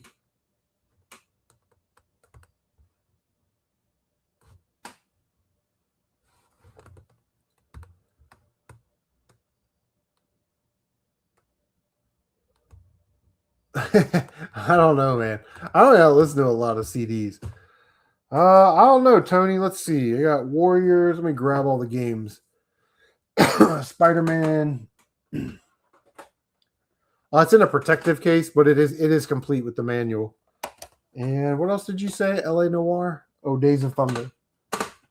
You'd be getting a deal on that because that game's only like $30 right now. So like 30, 80, 81, 60.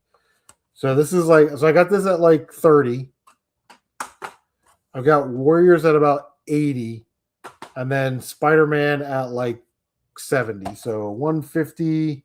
So you're looking at around 180 bucks worth of games. They're all complete. And I'm not selling scratched up bullshit.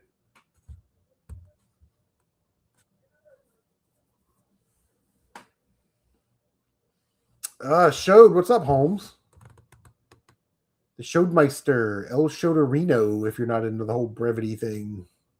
I haven't watched Big Lebowski in forever. So, yeah.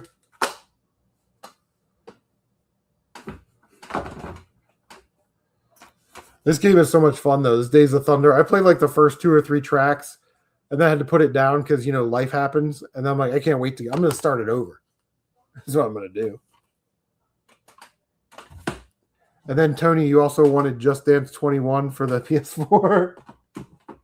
I'll throw it in.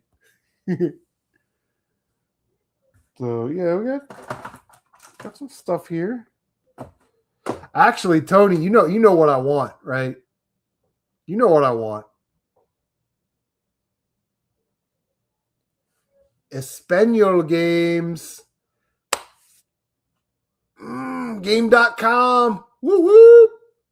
Start pulling those warthogs out, buddy.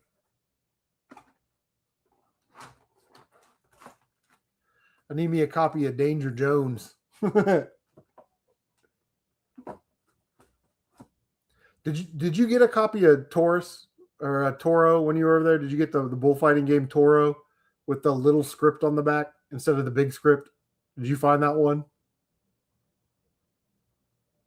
And fucking Dog Child. Oh my god. I'm gonna have to live stream that. I'm gonna buy 4 or 5 more copies of it, and then I'll live stream it and let the whole world know.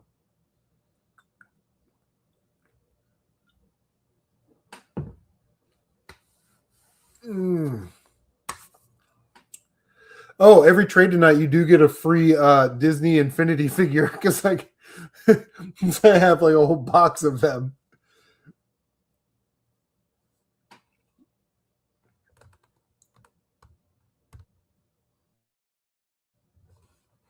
So that's exciting.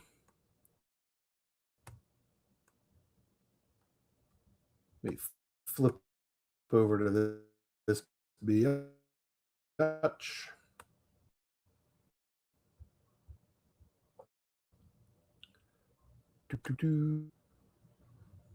God, I wish I was better at like audio video and like cared about lighting and angles and stuff. Like I look horrible.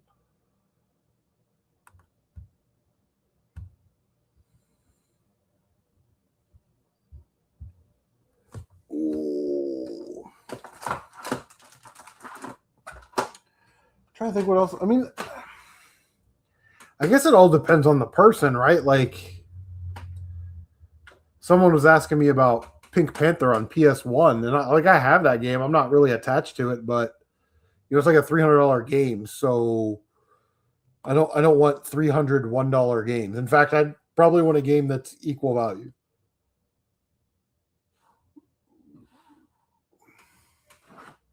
But yeah, pretty much anything's up for trade. But like I said, in the previous year, like last year, I made 3 different videos on shit I had for the trade show, and like didn't trade any of it. You know what I mean? Like this, like I said, Saturn stuff, Dreamcast stuff, TurboGrafx stuff, extra controllers. I'll tell you one of the better trades I made this year. Uh, I'm a big Andy Sedaris fan. You guys know who Andy Sedaris is? Made like B movies in the '80s, like Malibu Express, Hard Ticket to Hawaii, you know, and it's like Savage Beach, Return to Savage Beach. But uh, Retro Tiburon Mario was at a flea market and found a Guns poster. Guns was a movie uh, with Eric Estrada from Chips, right? And he's like the bad guy. And it's an Andy Sedaris film. And I'm like, dude, I have got to have that poster, bro. And I knew he wanted that Xbox 360 Spartan controller. So I'm like, I don't care if this controller is worth way more than that poster. I want that fucking poster. So I'm like, Mario, hey, man, I know you want this controller. Will you send me that poster? He's like, yes. So yeah, so he said it. Andy Sedaris was a filmmaker, and he did a lot of work with like in the 70s, like Wide World of Sports and the 78 or 80 Olympics. I don't remember which year it was. Won an Emmy, and he lived out in Hawaii with his wife Arlene, and she's a treat too. And they made these like low budget B movies, right? And they make a collection of them. The 12 movies are on a collection. It's called Guns, Girls, and G Strings, the Andy Sedaris collection. And all these movies are awesome because it's like reoccurring characters. So like the guy that was the bad guy in the first movie, he may just be like the doorman in the second movie, right? Like he uses the same actors. Or the valuable trinket Buddha in one movie is just like a desk decoration in the next one. It's like it's crazy. It's so funny. I love that it doesn't take itself so serious. But Arlene, she wrote this joke, right? She's a feminist, and she wrote this joke, and it was like the bad guy says to the babe, right? Hey, you want to come sit on my face? And then the babe replies, "Why is your nose bigger than your dick?" Right? Like she wrote that, and it's in like half the movies. At some point, some bad guy is going to smart off to the babe, you know, and they're all like Playboy playmates, right? And they get them out 3 or 4 times, uh, you know, in the movie or whatever. But it just the thing is like it never really comes off like super sleazy. It just kind of comes off as like cheeky kind of fun. You know what I mean? You know, giant snakes popping out of toilets, and you know. They use like the same rocket launcher in most of the movies. They blow up little model helicopters and stuff, and it's great, man. Get it. It's totally worth it. Guns, Girls, and G Strings, the Andy Sedaris collection. Usually like 20-25 bucks, and you're getting 12 movies. So Buff Bagwell's in a couple of the movies. He's in Day of the Warrior, and is it called Return of the Warrior? So like the first is like American Males, Marcus Bagwell, where he's got like the flowing hair, right? And then the next one is like Buff Daddy, Buff Bagwell, where he's got like the shaved head, you know. It's like, and then she makes a comment. She's like, "What happened to your hair?" And he's like, "I shaved it close to the wood," right? And he's the bad guy, and then comes back to work with the whole gimmick is like all these hot chicks work for this spy company, and you know they go out and do spy stuff. There's always a bad guy that's trying to get, you know, a code to a nuclear weapon, or find the lost Japanese gold on some island or something. But it's just a good time, man. I watch them all the time. So, or like in Hard Ticket to Hawaii, which is the second movie, in the background there's a poster, like a movie poster for Malibu Express, which was the first movie, and it's also the name of the boat in the first movie. So they do like little callbacks and stuff like that. It's really fun. Yeah, Tyler knows what I'm talking about. The old Andy Sedaris movies.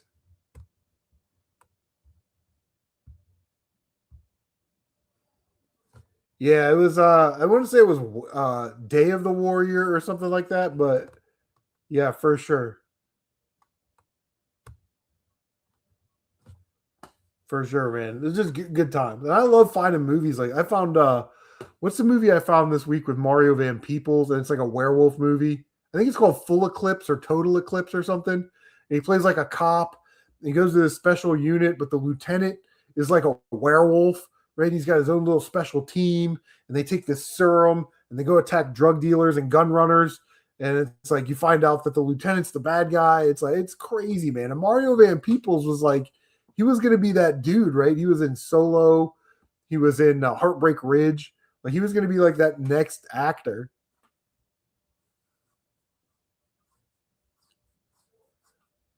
The main guy from Malibu. Which one?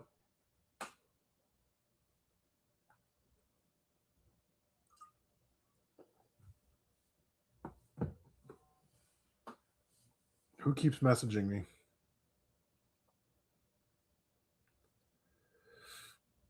Oh, Tony Mulroy.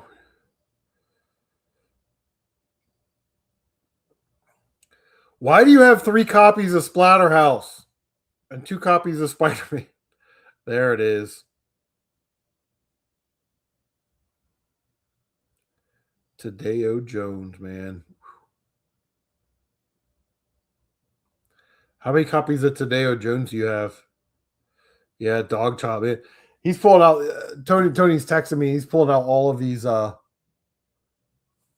PS4 games that are Spanish region only that are like limited print runs. I don't know. Let me look that one up, buddy.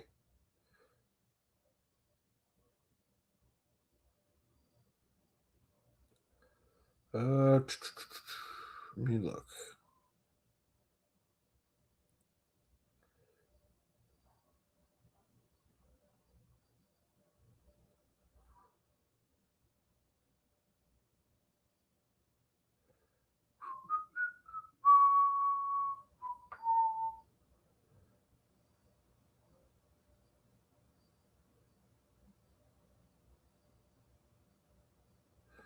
Let me take a look.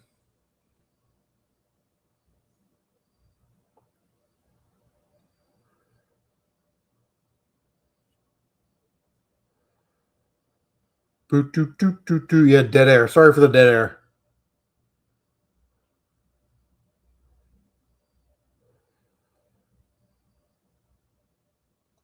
See, like, I can't, I can't even find a listing on this for on eBay.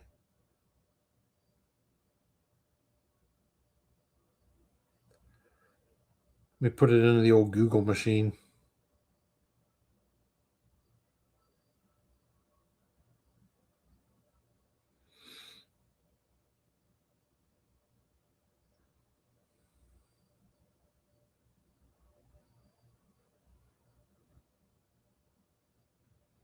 Do, do, do, do, do.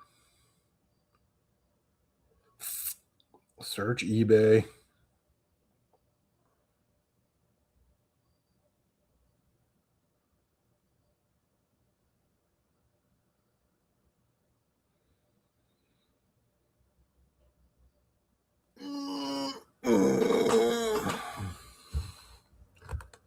Yeah, Mario People is a little underrated, man.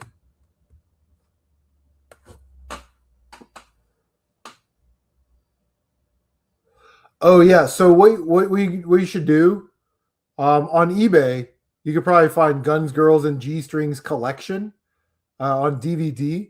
But if you go to oh, what's the website? It might be MalibuExpress.com. Arlene still runs that website.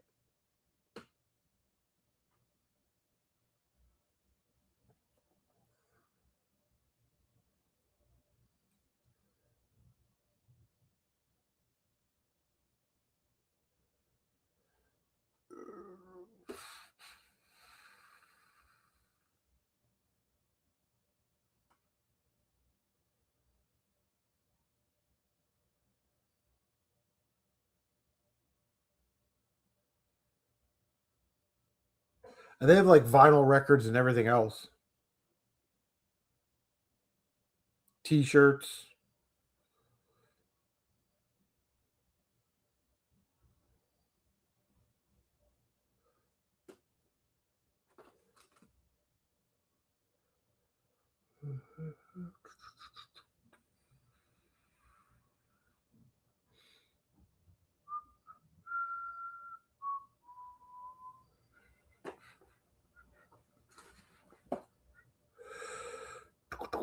Uh oh, the Toro's not okay. Well, just so you know, on Toro, if you turn it over and like, all right, so let's say this is Toro, right? You turn it over. This text in this box. If it's like real small print and it only comes up to like right here, that's the first print run. That is a very small, limited print run. The next print run had a bigger print and it ran the whole square. So that's how you can tell if you have a first print run game. Again, very, very low production.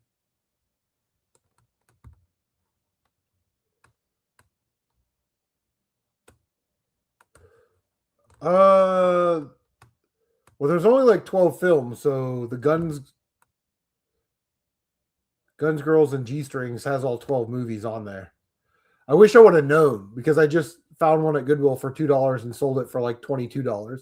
I wish I would have known that you needed it because I would have sent it to you. The Toro game is not for sale or trade. What kind of bullshit is that, Tony?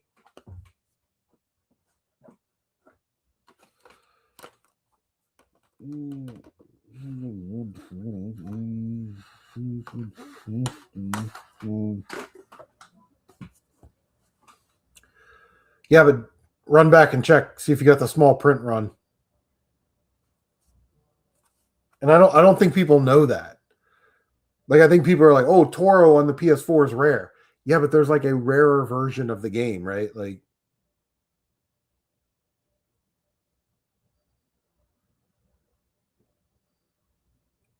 yeah, Tony, that's it. That's it. That's absolutely it. You see how small that print is? I couldn't read it because I'm old. It's not because I went blind doing other things. It's because I'm old. Yeah, that's it, buddy. Yep, that 100%. The second print run takes up more of that space. Like, you can't even read that. I mean, it's in Spanish, so I can't read it anyway. But yeah, that's the first print run of the game. So for sure.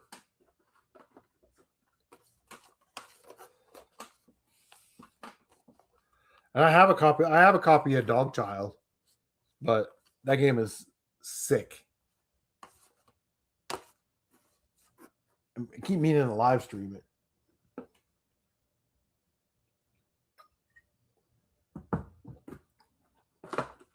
How about this? Let's kick it off. Let's start a trade.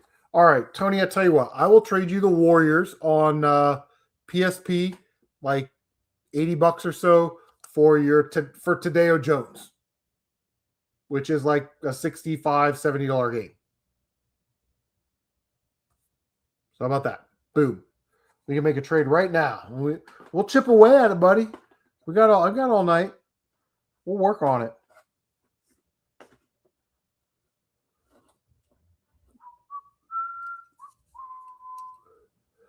Yeah, let's start off slow.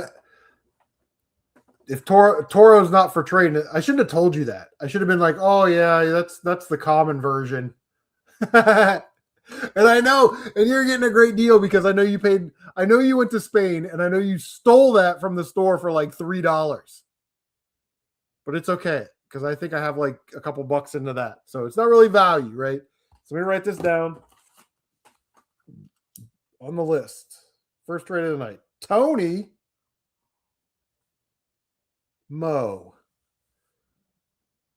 Get Warriors PSP.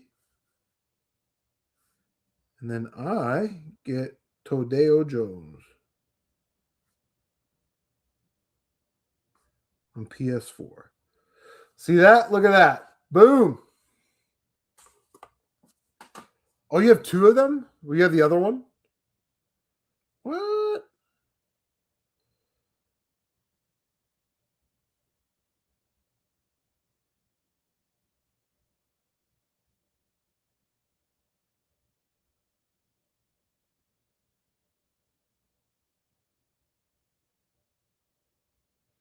What does that mean? YL manuscripto peridido. Does that mean the written period? The first one, just the regular one.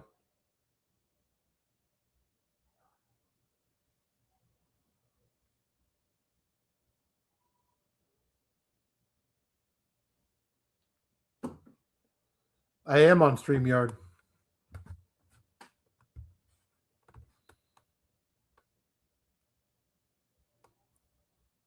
Let me see. What we got here? Because I might need both of them, Tony. I might need both of them.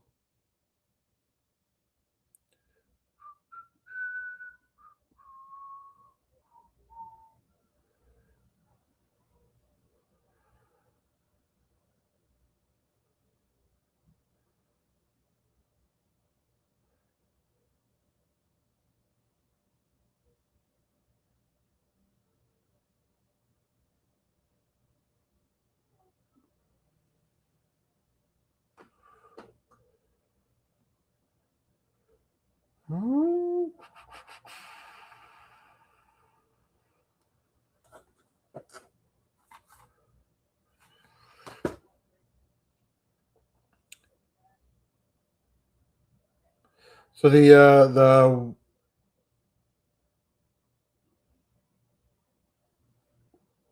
manuscripto per there's one on eBay right now for like $58, which I think is a really good price.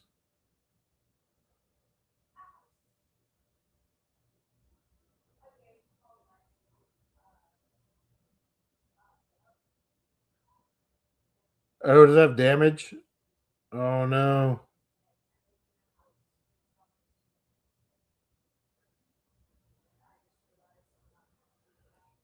All right, how about the other one? The La Tabla Esmeralda. That sounds fun. Esmeralda's a girl's name. I like girls.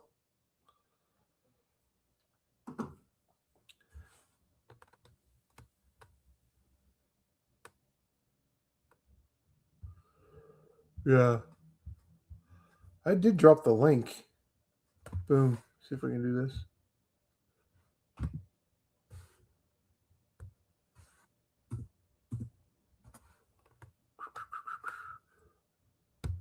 Yeah, we're working on it. We're definitely working on it. I'm telling you, dog. I'll tell you what. I dropped the link. Joe Boo needs a refill. Give me a couple minutes. Everybody go to the bathroom, get a water. We'll come back. We'll talk about some Spanish exclusives, which I didn't want to talk about because now Tony's making the price go up.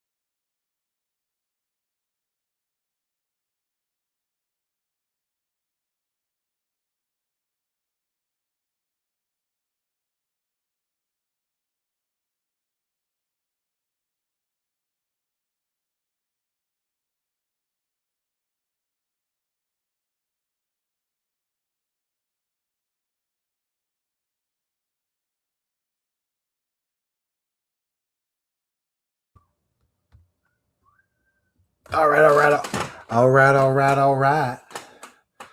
Yeah. So, yeah, where are we at here? Oh, eBay notification. Probably some buyer bitching about something.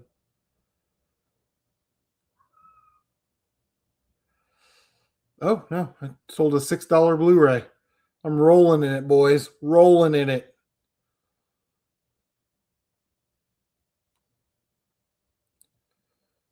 Yeah, Tony, give me a Tadeo Jones La Tabla Esmeralda for Warriors. How about that? Deal or no deal? I call the banker. Hello? Oh, really? All right, I'll let him know. The banker says that you may be nervous about making this trade because I'm getting a Spanish exclusive that no one knows about except for the two of us and the 8 people watching right now. Deal! Look at that deal! Woo! We got a trade. Yeah.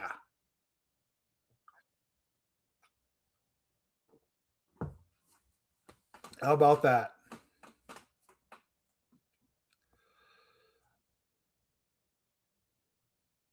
All right, Tony, turn off your mic. I got to talk to everybody else. So, okay.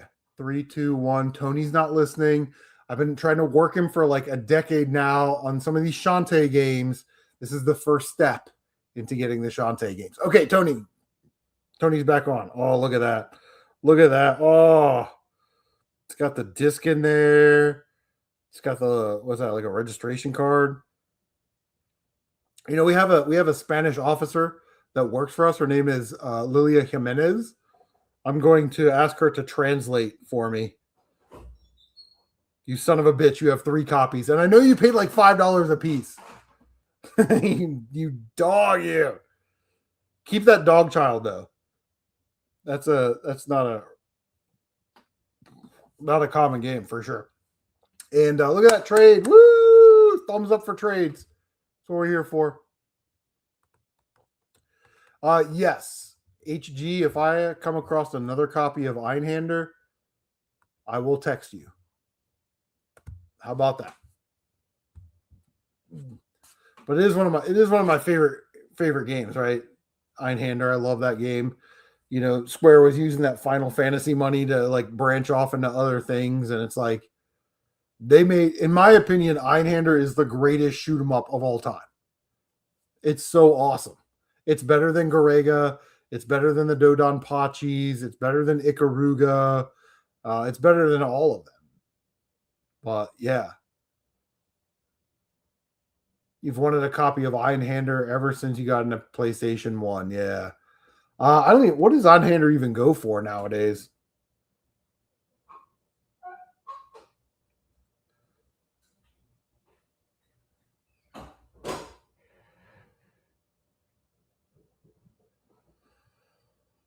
Tony, if they're all complete, I'll take the one with the sticker on it that says the price of €10.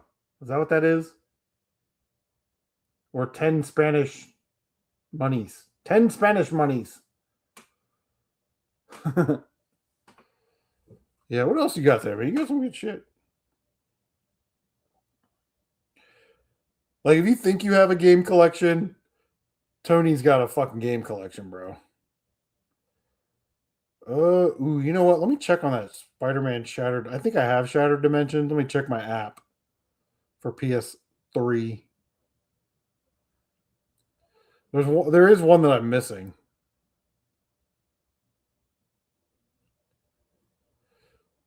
Oh shit.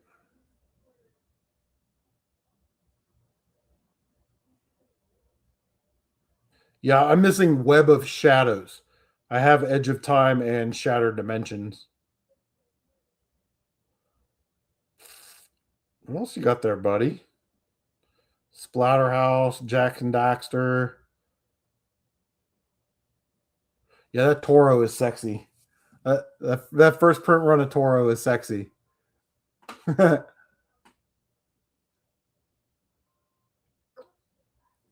But Dog Child, there's a game store in Spain. It's called Game.com. It's essentially like a GameStop, right?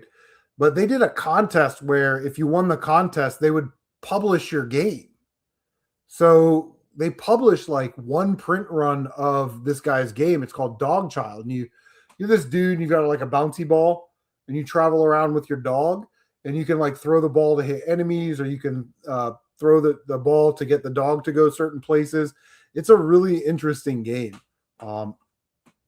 Yeah, I need to play that. I played it for like 30, 40 minutes.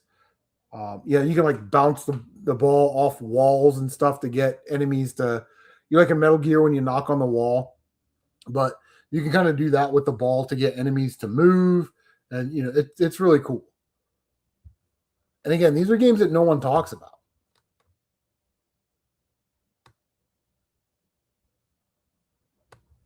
Yeah. What you should do is you should sell Sonic Adventure on Marketplace for, I think it's like $170. So sell it for $150. Then sell your Silent Hill on Marketplace for $100.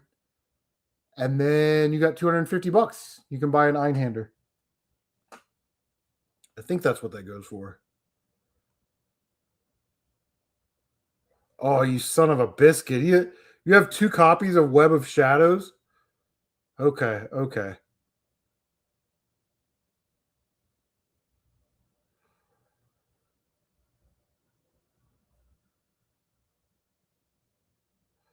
Yeah, that's the big dog right there. That's a $200 game, bro. Oh my, $299, $218, $325, $599, $350, $203, $203, $349, $350. Woo! Woo! Web of Shadows, man. I don't have enough. I don't have enough to trade you for Web of Shadows. Yeah, that's definitely the big dog. Like Tony's like, he's like, pick a rare game. Yeah, here's my lot of 3 of the same game. You know what I mean? Like, he's just been doing it forever, man, and he knows the good stuff. And I wish I was headsy enough, 10 years ago to know what we know now. He somehow knew that shit.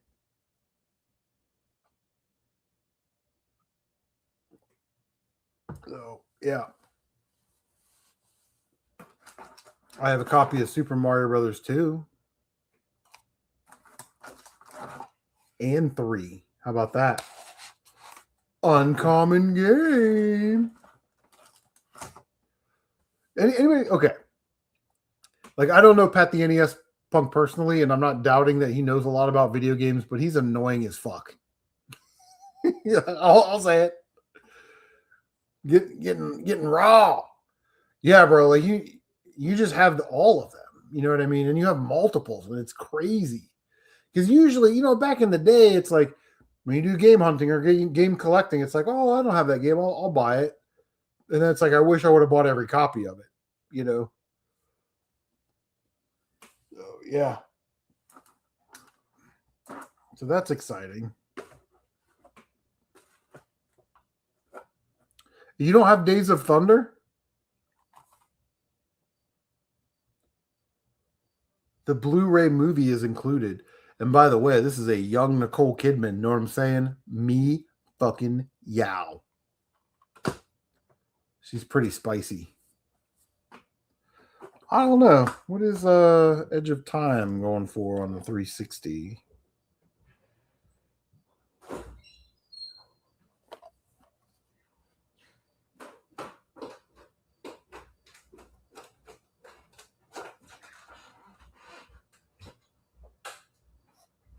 I mean, Edge of Time's getting close to a hundo.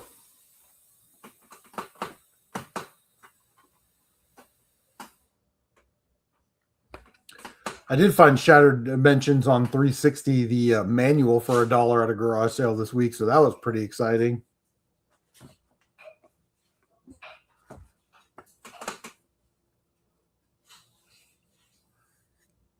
Oh yeah, what's Einhander going for? Hope HG out.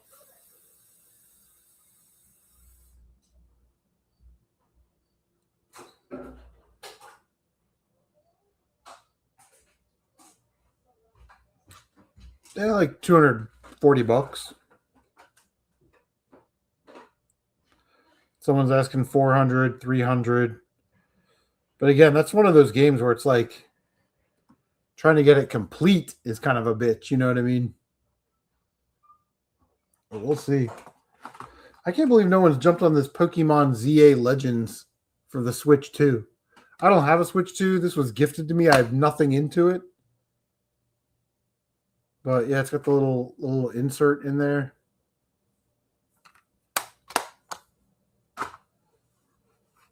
That's interesting. You know, Mario games for the Wii. People generally like those. Darkwood. You know, a game I'm after is Drakengard 2 on the PS2. That would complete my Yoko Toro collection of Drakengard and Nier games.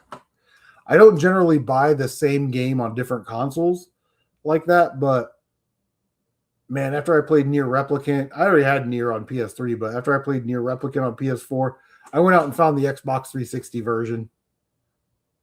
I just love those games. I love those games so much.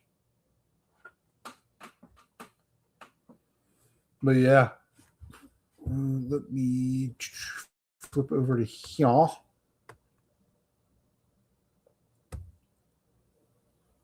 Do.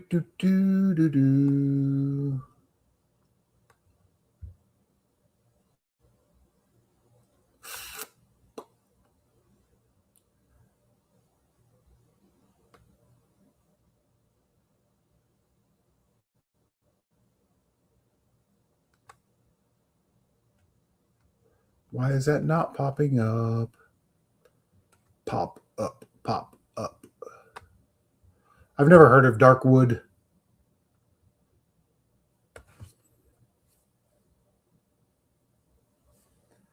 Stellar Blade. I don't, like action RPGs aren't really my thing, or RPGs really aren't my thing, but Nier, it's like, it's so simple. Like you always feel like you're making some progress, like even on the fetch quests, which are like, go from this town and go to the port town and buy pumpkin seeds, and you do that and you bring it back, and she gives you like 500 gold, and she's like, oh, I forgot to mail this letter. Can you take it to the port? And you take it back to the port. It's like real fetch questy, in the beginning, but it's to get you familiar with the landscape and the game mechanics. It's done by design, which I like because I'm an idiot and I like it when games hold my hand. Not like Captain America and the Avengers on Nintendo. This game is hard as shit, and I don't know why. Great idea for a game, poorly executed. They should be called Captain America and Hawkeye because you can't play as Vision or Iron Man or any of the other normal Avengers. It's crazy town. Fucking crazy town.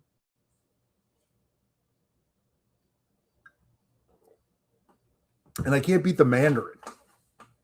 The game is, it's such a grindy slog to get there. It's fucking nuts. So, yeah, well, I'm happy to get rid of this because my friend Brett brought the PS2 version over. It's missing the manual, but I would say it's like Grand Theft Auto Light. You know what I mean? Kind of run around and jack radios out of cars and fight your rivals. It's not bad. Rockstar Games, right? Like they had a day with Red Dead and all their other really good games. But yeah.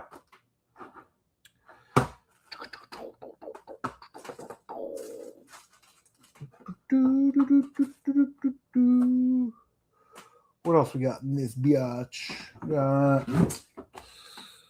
Until Dawn, Guardians of the Galaxy, Mega Man 11, Final Fantasy 15, Shadow of Mordor. HG, I do not have Ray Crisis. I have a sealed copy of Raiden 5 Director's Cut. Came with the CD soundtrack, extra copy of Mighty Number 9, Knack 2, Uncharted 4, WWE 2K22, the deluxe edition.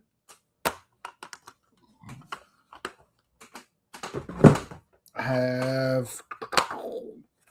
I don't know if it came with a manual or insert, but it's got Ray Ray on the cover. I have 3 GameCube mics. I got a couple of Sega Saturn games. I'm not sure what I'm gonna do with them yet. Hold on, let me go grab those real quick.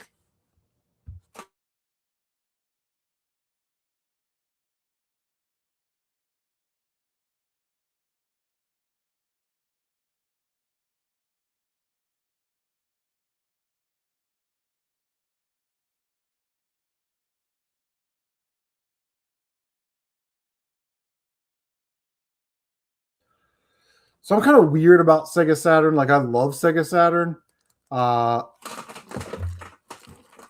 Mr. Matthews, PS4. Boom. It's still sealed. I put it in a little protector, so it's a sealed copy of Raiden 5 Director's Cut. And yeah, because I bought 2. But, I'm real weird with my Sega Master System stuff. Like, I want them in nice condition. I only want the games that I had when I was a kid and played at my aunt's house, or games that I want to play. But games like Great Baseball, never going to play it. Rescue Mission, I think you need the phaser gun for this, which I have. But again, I'm way too lazy to hook that shit up to the TV. Global Defense, which is like a shoot 'em up, but it's not good. And then these loose games, again, I'd rather have complete games, but I was thinking about adding these to the collection. I've got Enduro Racer, Rambo, Action Fighter, and Afterburner. So these are all listed on my eBay store for like $5 or $6, and nobody wanted them, right? So I think I might keep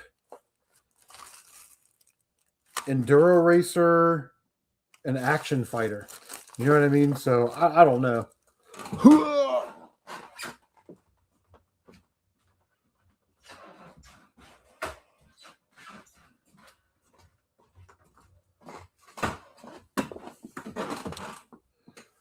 Sega. I didn't grab any Sega Saturn games this year. Again, that's a console that is underused and underappreciated.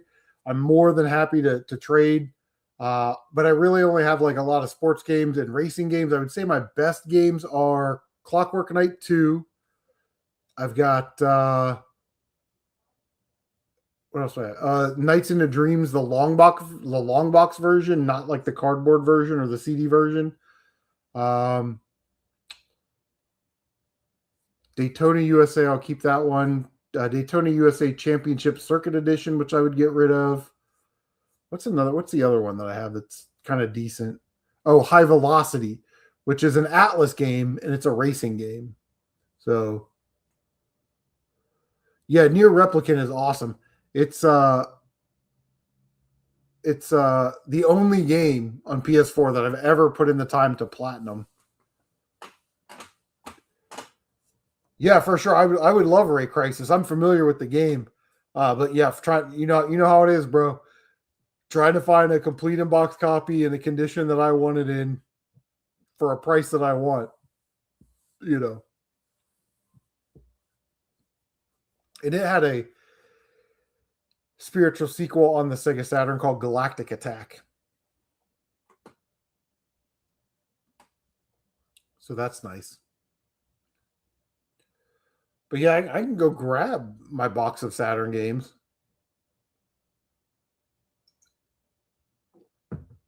Might take me a minute to dig them out.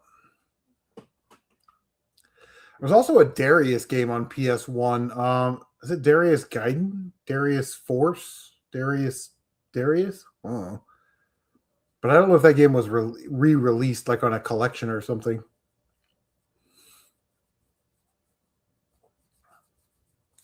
So we'll see, I guess. But yeah, Mr. Matthews, I didn't know you were a Sega Saturn guy.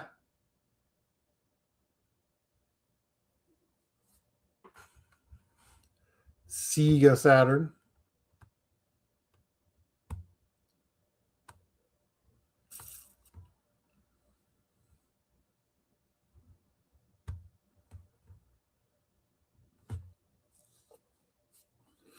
So yeah, I'm glad we made this is my second trade because I traded with Surf Blue and trading with Tony, Le Video Game Collector,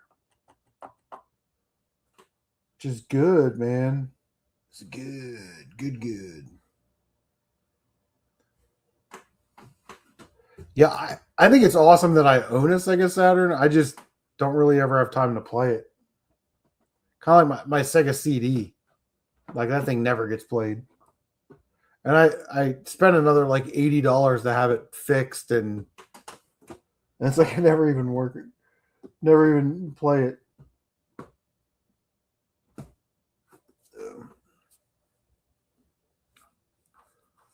Yeah, we'll see. Let me go look at my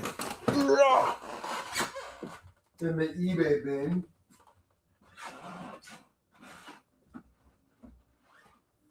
I don't think there's anything too crazy in here. You have more commons. Oh, we have what is this? We got one Vita game.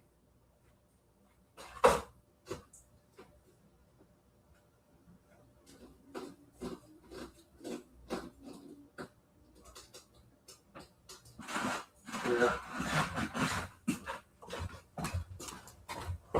It's so weird.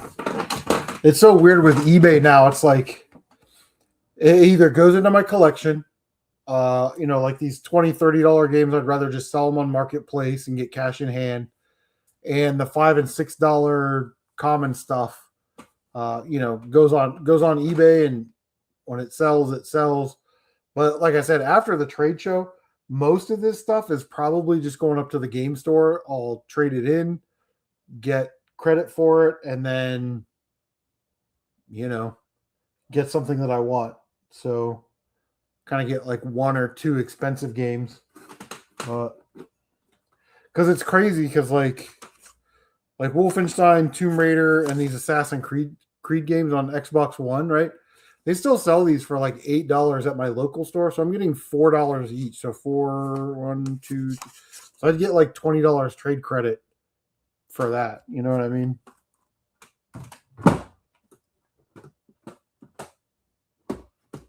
But we'll see. Some of this stuff I might keep till next year, like Steelbook, Tomb Raider, Shadow of the Tomb Raider. Like I have all these on PS4. Uncle Strange actually sent me like all of them over the course of like 2 years. And these are great games. But again, they're just not very expensive. But, I don't know if anybody wants the Steelbook. Or like something like this, like Final Fantasy 15 Day 1 Edition. Like I have the Steelbook of that. So I don't know, Really, if they're under $20, I'd rather just trade them in, get rid of them.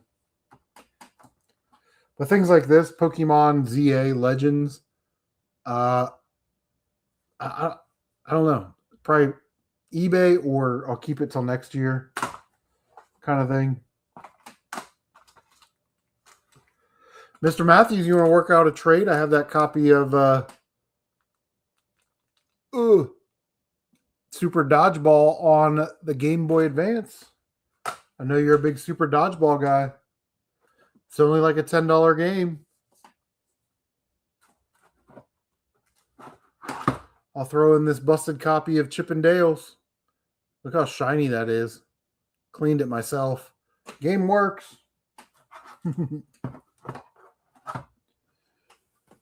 Yeah. So how about that? The only Sega Saturn game. Okay. So you guys know I have a sealed copy of DuckTales 2, but the guy that found those, his name is Dave. He's been a subscriber for a long time. He walked into a Goodwill and there were 4 of them for $4.99. So of course he bought them all. Sold one for like $900, $1,000, whatever the going rate was at the time. Kept one. Then he traded one to me, and he traded one to Power Player Paul. Power Player Paul, and he made a video about it. He sold his for like 12 grand, paid off some student loans, and he bought the Panzer Dragoon Saga on the Sega Saturn. So, yeah. Cool story, right? But that's how it is.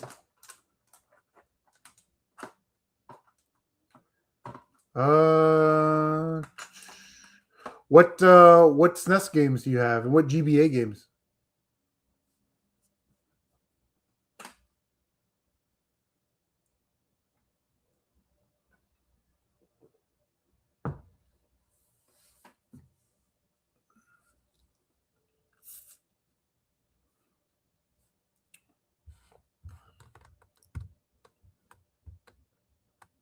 Do you have Cars Mater National on Game Boy Advance?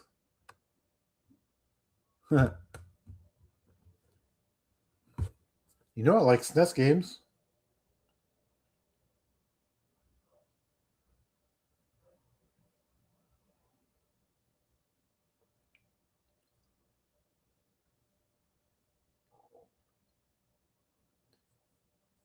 Yeah, I remember I was at a convention and they had Panzer Dragoon and Dragoon 2, right?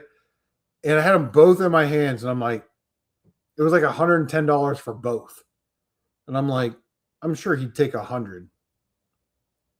And then I put them down and walked away. Like, that was like probably 12 years ago.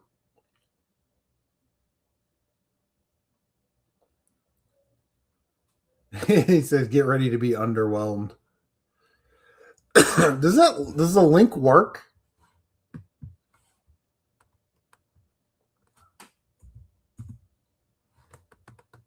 Is someone able to click on that and get into the trade show?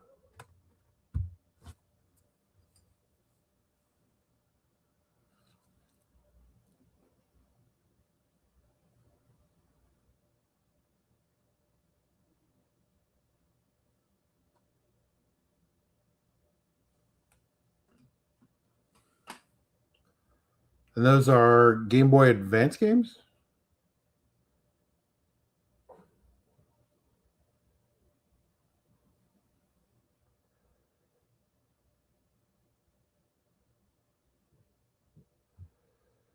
Mm. How's Extreme Ghostbusters? Did you play that? I have to look up a video.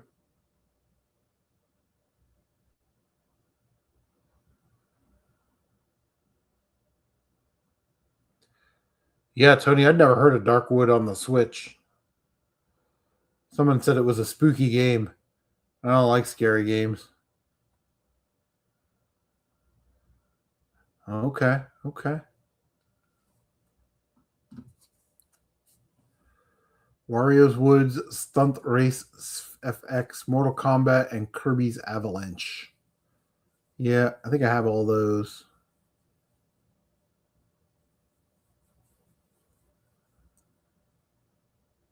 Hmm.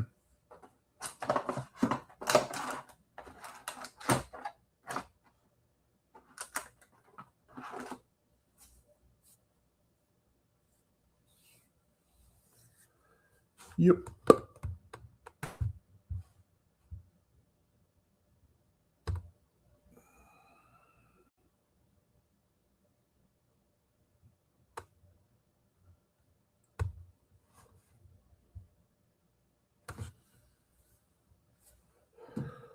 Well, let me look up. A video real quick.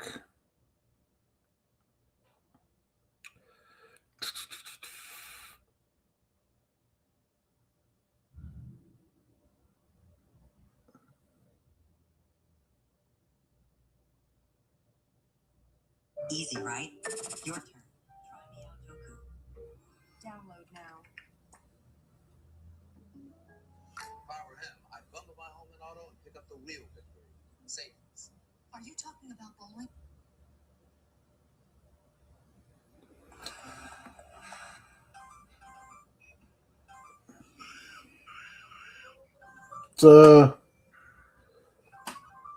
It's like a platformer. Oh, look at that! Look at that herky jerky screen. Oh, is he at snapback?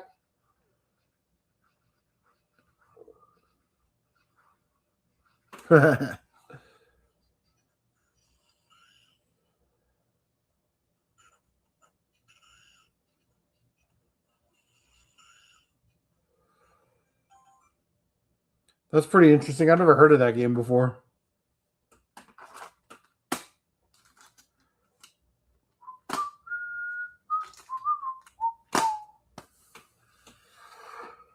What else do you need? You need some Xbox One games, PS4 games. What do we got? What do we got going on here? I don't know if I have Warrior. Let me check. Check my collector's app.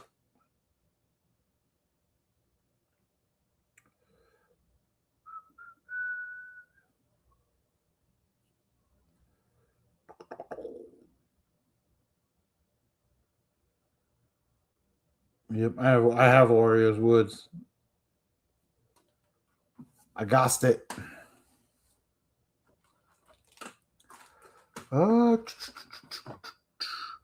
What else are you playing nowadays? Wii U, 360, PS3, PS4. And you have all the Game Boy games that I have because you have a much more eclectic Game Boy collection than I do. A more sophisticated palette when it comes to the Game Boys. You can splice that and use that in a video. It's cool. I won't sue you for name, image, and likeness.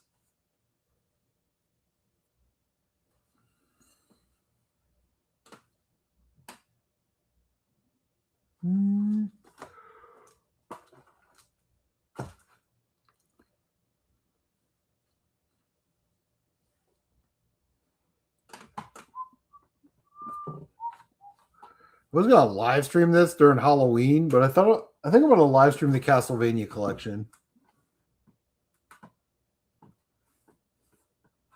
because I think I already live streamed Until Dawn.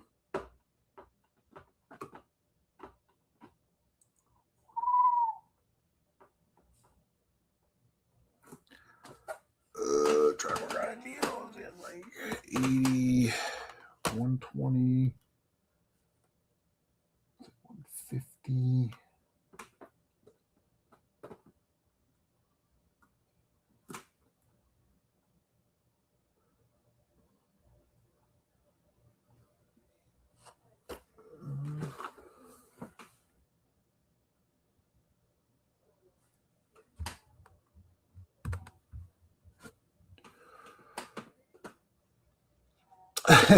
You've been boring lately? Have been any games that you've been wanting to add to the collection? Mainly just getting rid of stuff. Man, I need to get on that, bro. I need to start slimming this down. But it's like, where do you start? You start with the consoles that you don't play, like Sega Saturn. I have a Virtual Boy in the box with games in the box, like Red Alert, Wario something, Mario Tennis.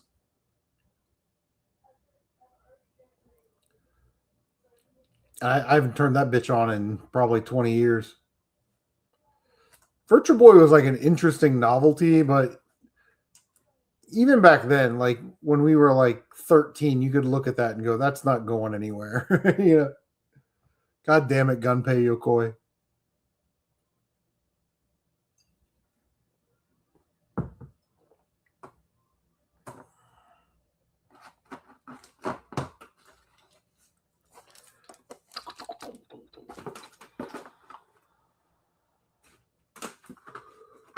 Ooh, rah.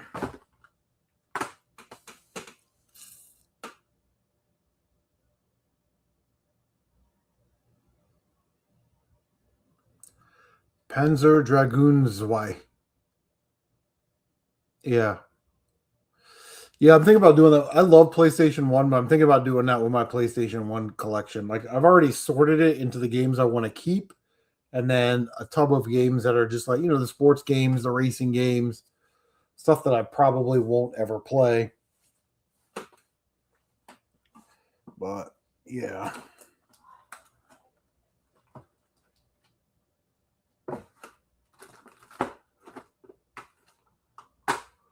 Oh, here. Oh, here. Let's slide this over.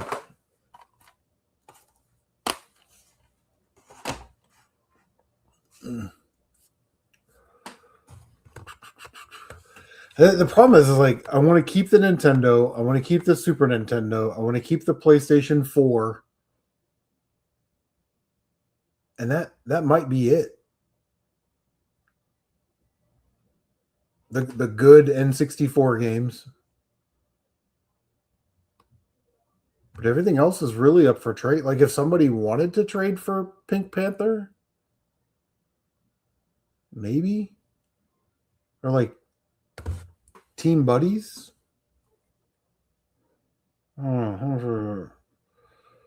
What's that going for nowadays?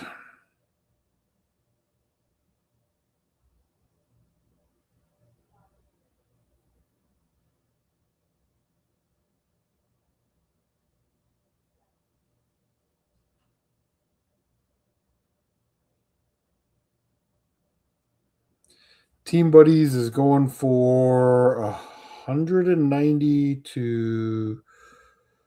Man, people are crazy with their prices on eBay because it's like, here's one complete for 190 free shipping, and then this person wants 349 plus $10 in shipping. Listen, man, if I'm giving you $350, just ship it for free, man. Put it in a box, whatever. All right, Tony's out. All right, thanks, man. Send me your address, please. I'll get that. I'll get yours out on Monday as well. Have a good night. Yeah, Tony, it was good talking to you, buddy. Good seeing you. Thanks for the trade. I'm very excited about my Espanol exclusive. Very exciting. But pricing on eBay is all over the fucking place.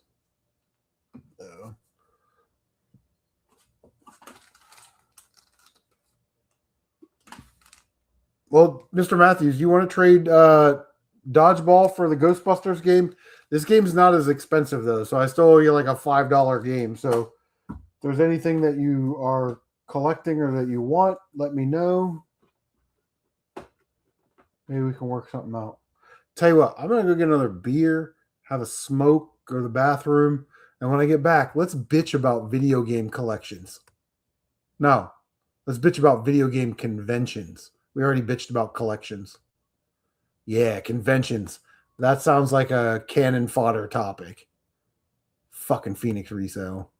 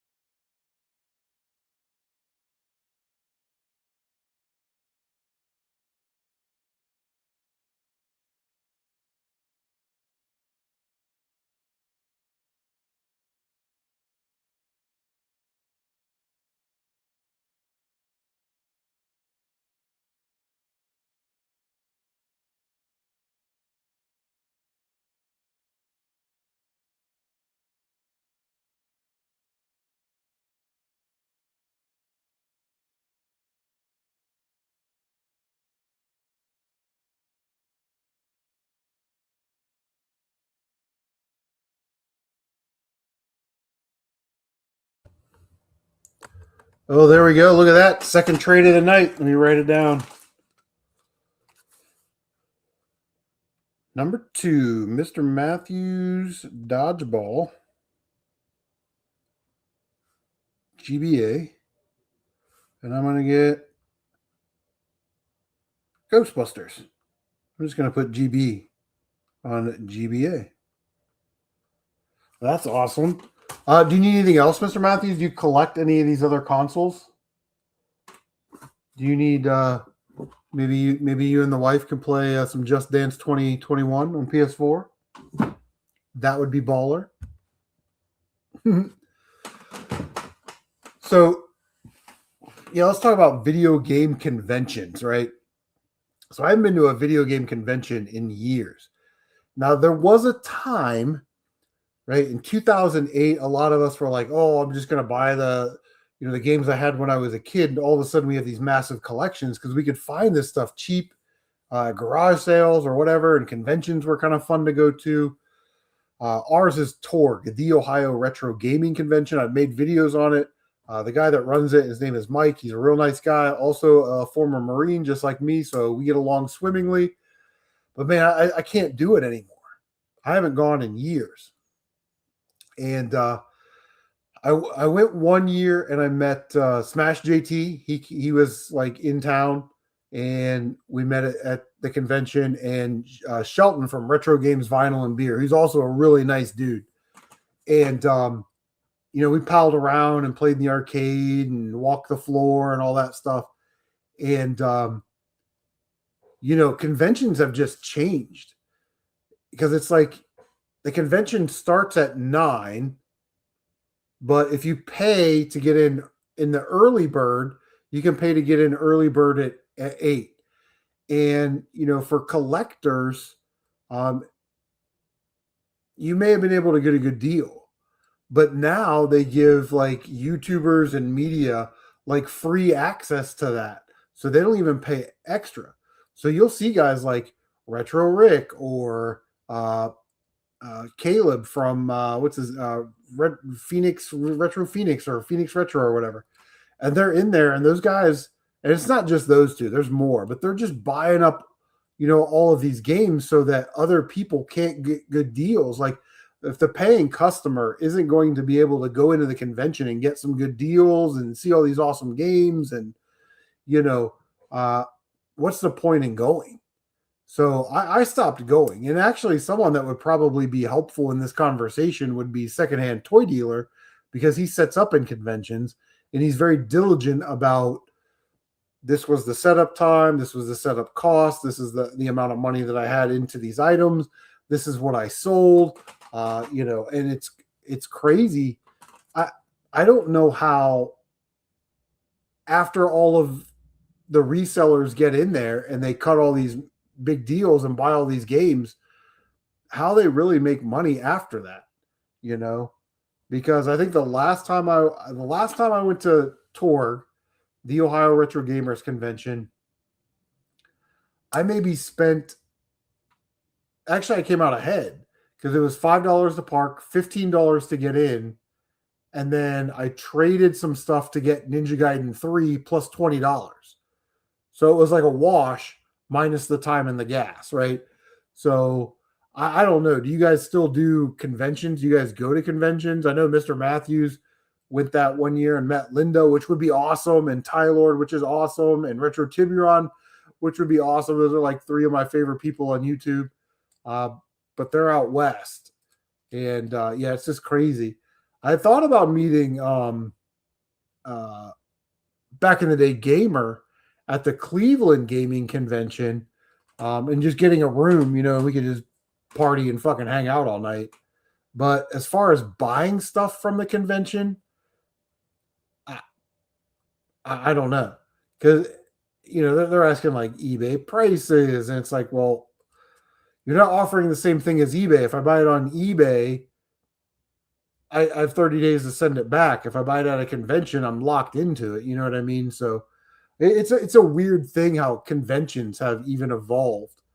And I just don't know if I'm equipped to go in there. The one time, where did Tyler and I go? Was it the Columbus Toy Expo down at the fairgrounds?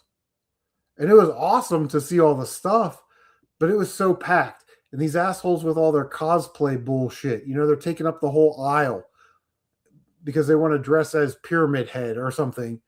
And I got so frustrated. I like screamed at a dude because he had like $10 games in the case and like $40 games sitting out on the goddamn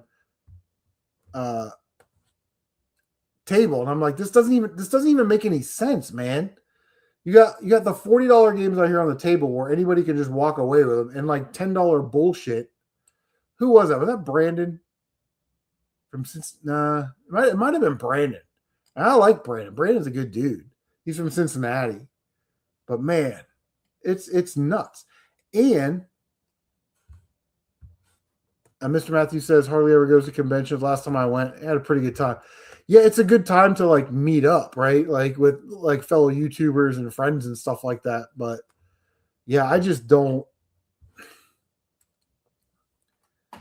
And then all these people, like even game stores, right? They've switched to the tchotchke and table card gaming gimmick, right? Where it's like you bought 4 booths and it's Pokemon cards, and it's like somebody that sells actual fucking video games could have got that space. You know what I mean? Or like I saw a lot of fake Lego minifigures at the Columbus Toy Expo, and I'm like, this is not what this is. And even then, Tyler and I were standing outside in line, waiting to get our stuff or waiting to get in. And the early birds and resellers are walking out with like all this vintage Star Wars stuff in the box, Micro Machine stuff in the box. I'm like, motherfucker. Like, it's just, I don't know. It just doesn't seem worth the time to go unless you're going to meet other YouTubers and hang out. And quite frankly, we can do that anytime. I can jump on a plane, fly to California, and Mr. Matthews, Linda, and Retro Tiburon and Tyler and I can spend the day together, right? I'll buy B-dubs or something, you know what I mean? And we can go to like game stores or whatever.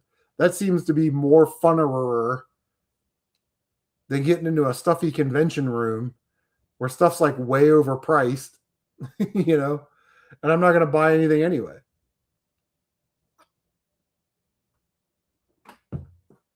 So, yeah, I don't know. Like I said, maybe I'm like old man, get off my lawn. Maybe I'm like that at that age where it's like, ugh, I don't even want to go. When 10, 15 years ago, I was all about it, right? Because we have Korgs, the Central Ohio Gamers, Retro Gamers, the Torg, the Ohio Retro Gamers Convention. I think there was like an Atari club in Columbus, and they put on like a real small gaming convention. And it's just like, it was baller back in the day, when you could go to the thrift store and find 2 copies of Smash Bros on N64 for $1, or a Pikachu N64 with the controller for $12. Like, I feel like those days are over, and it pisses me off. Some old guy boomers, right? That's just me, buddy.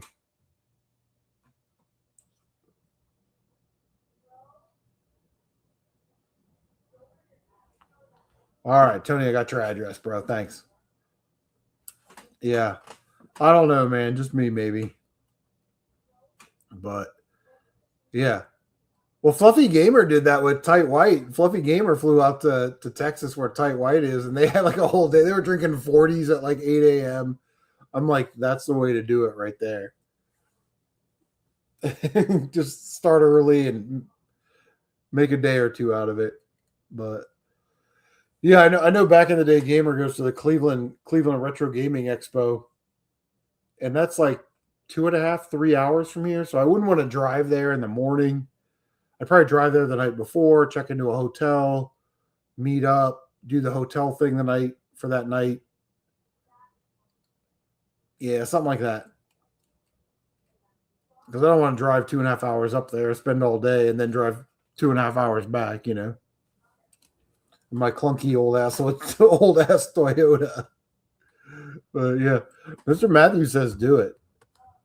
He said I could crash on his couch, which is cool. I'm a snorer though. I saw logs, buddy.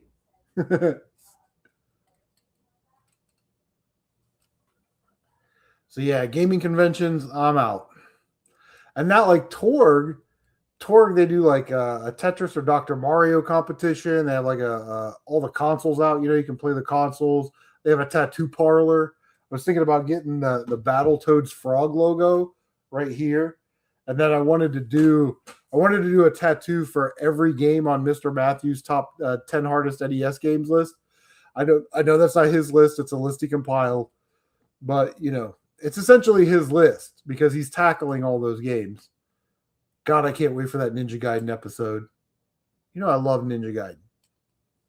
So I was going to do like a Battletoads and then like a running Ryu across the back, a firebrand for Ghosts and Goblins.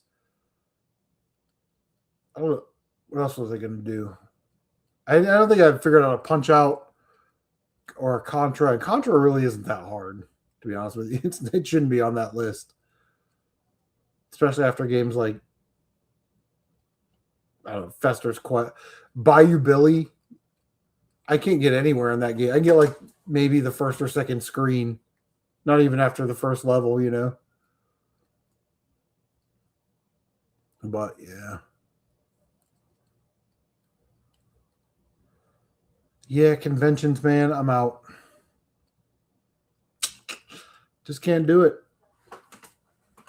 Just can't do it. I don't know if Secondhand Toy Dealer is still here. But he would be the one to talk about like convention culture and the selling atmosphere and what buyers are looking for. So, yeah, I don't know.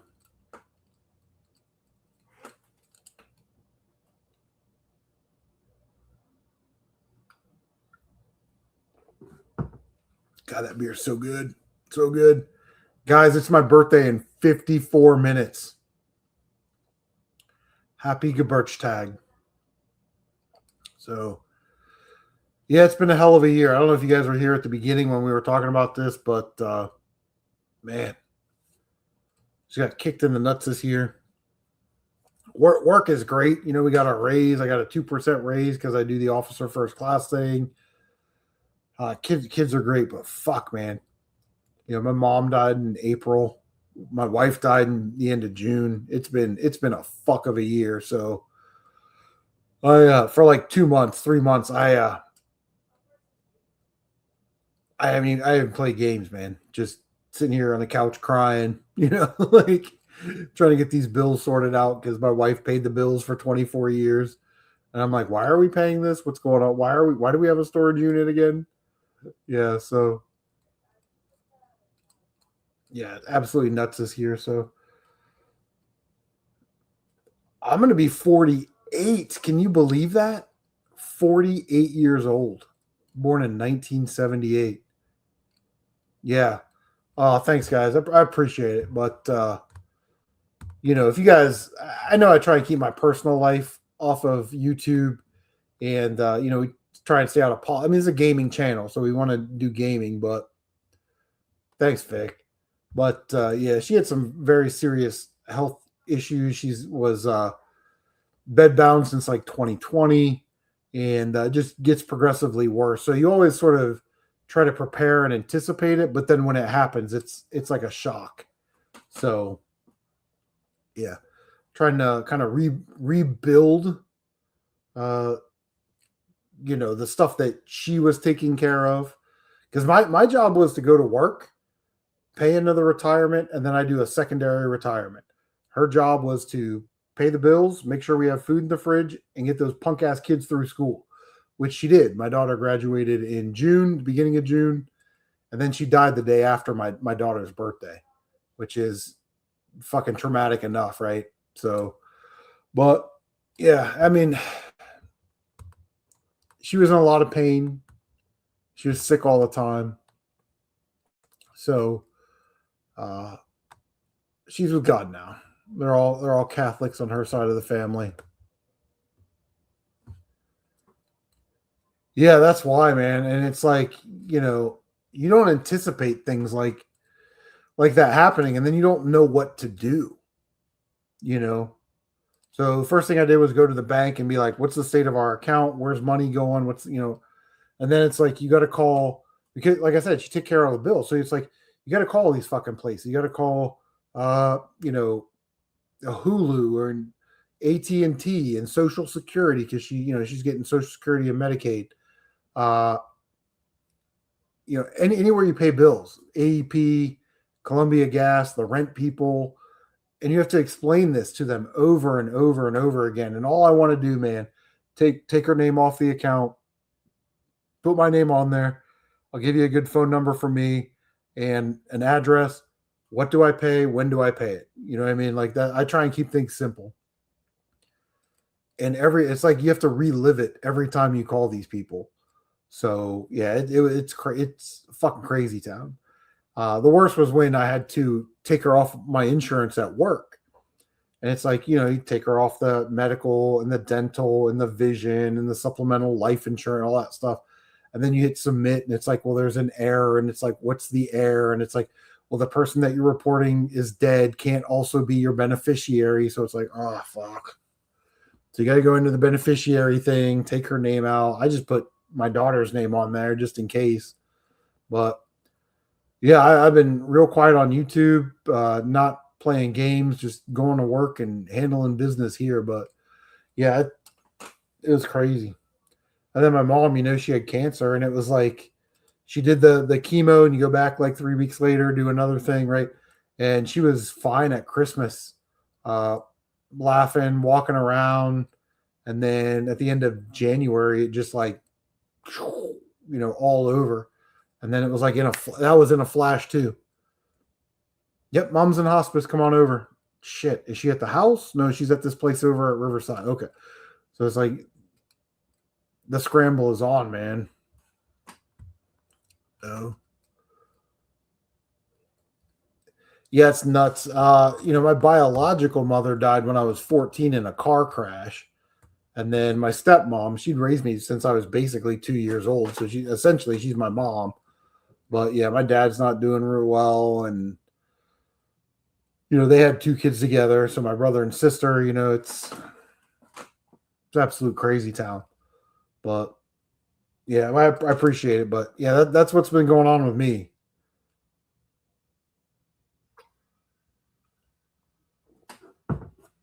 All I can do is go to work, make sure the bills are paid, do the retirement thing, and make sure the kids are taken care of the best I can take care of them. So, and I'm okay. Like I said, I had a state job, and we get raises every year, so we're good. I mean, we're not rich, but we're good. And money's being put away for retirement, so that's taken care of. And we were talking about that earlier. Tylord was talking about a 401k. But yeah, all I can say is, like, if you don't have a plan, make a plan. So in the event that something crazy happens, what are we going to do?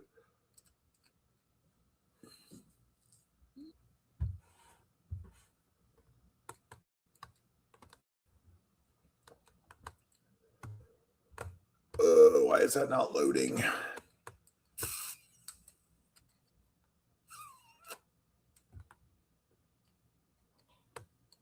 Boom, boom, boom, boom, boom. Sometimes I forget how sexy I am until I see my face on camera, and I'm like, damn, Brad Pitt would be jealous.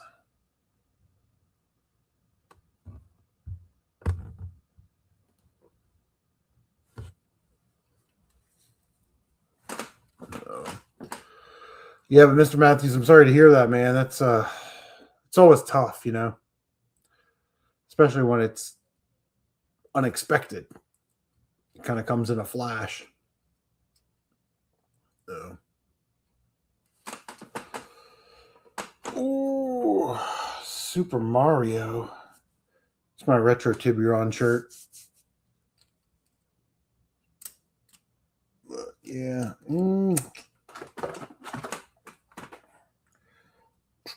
Trying to think about. Oh, let me put this game over here so we get Mr. Matthews' game. Trying to think of like a throw-in game or something for you, buddy.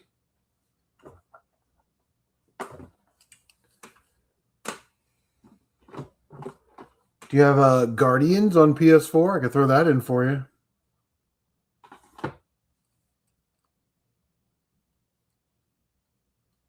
Oh, yeah, sorry to hear that. Because that makes it worse because you're just adding to the drama. And in a time when you like don't need drama. How about Knack 2?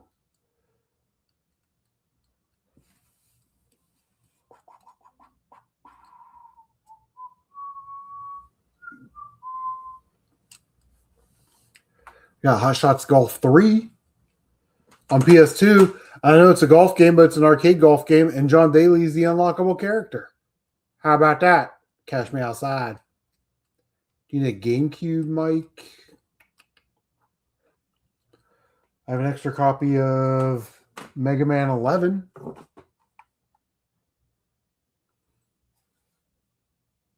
You'd have to ask Tony about Gunnack. He's got 8 copies of all the rare games. I got an extra copy of Mighty Number 9. How about that? How about that? Cash me outside. That chick is so fucking annoying. How about Tetris Worlds on the Xbox? That's a fun one. Yeah, we might have to get together. What's that convention that you and Linda and Tylord and Mario went to? I can fly out for that.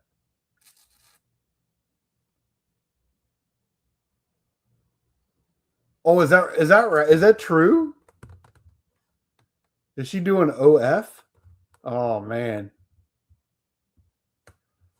That's crazy. And it's so funny because it's like financial literacy is a thing, and it's like, how much money did she make off of that? And if she would have just put some into like, a Roth IRA or like S&P 500 fund or something, right? Like she'd probably be set for life.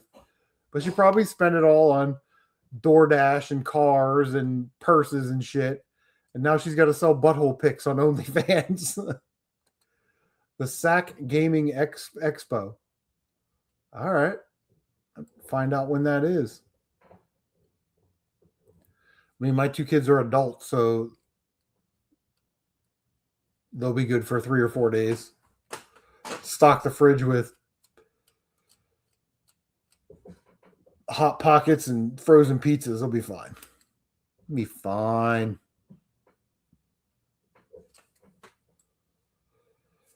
Mid-December.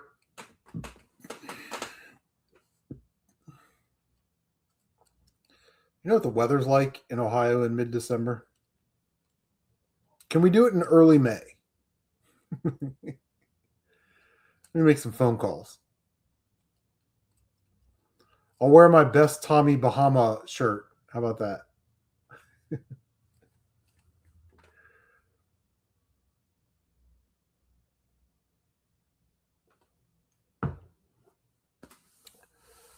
Well, buddy, man, I got a lot of shit.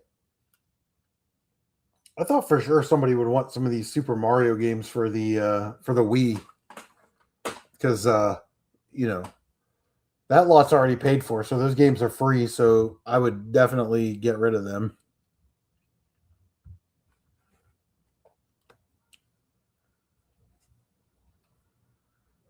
Yeah, Vic, what state are you in? Do you guys still have daylight savings? Because we do in Ohio. There's some states that don't.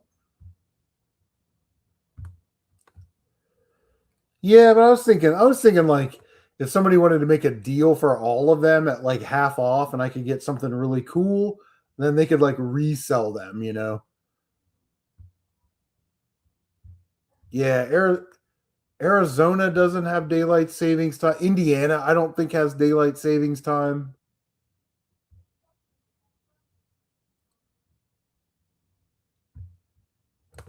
Yeah, I'm gonna pop it into the Google machine. How about that?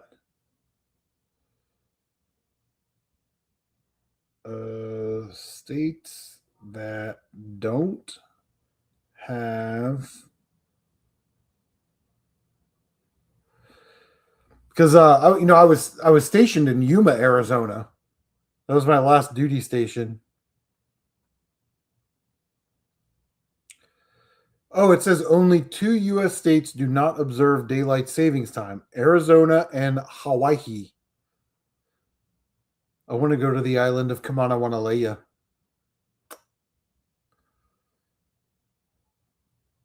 Most of the states stay on Mountain Standard Time all year. However, Navajo Nation in northeastern Arizona does not observe daylight savings time. Hawaii, the entire state stays on Hawaii Standard Time year round. Territories that do not change clocks: American Samoa, Guam, Northern Mariana Islands, Puerto Rico, and the U.S. Virgin Islands. That's interesting. I thought Indiana was on daylight savings time.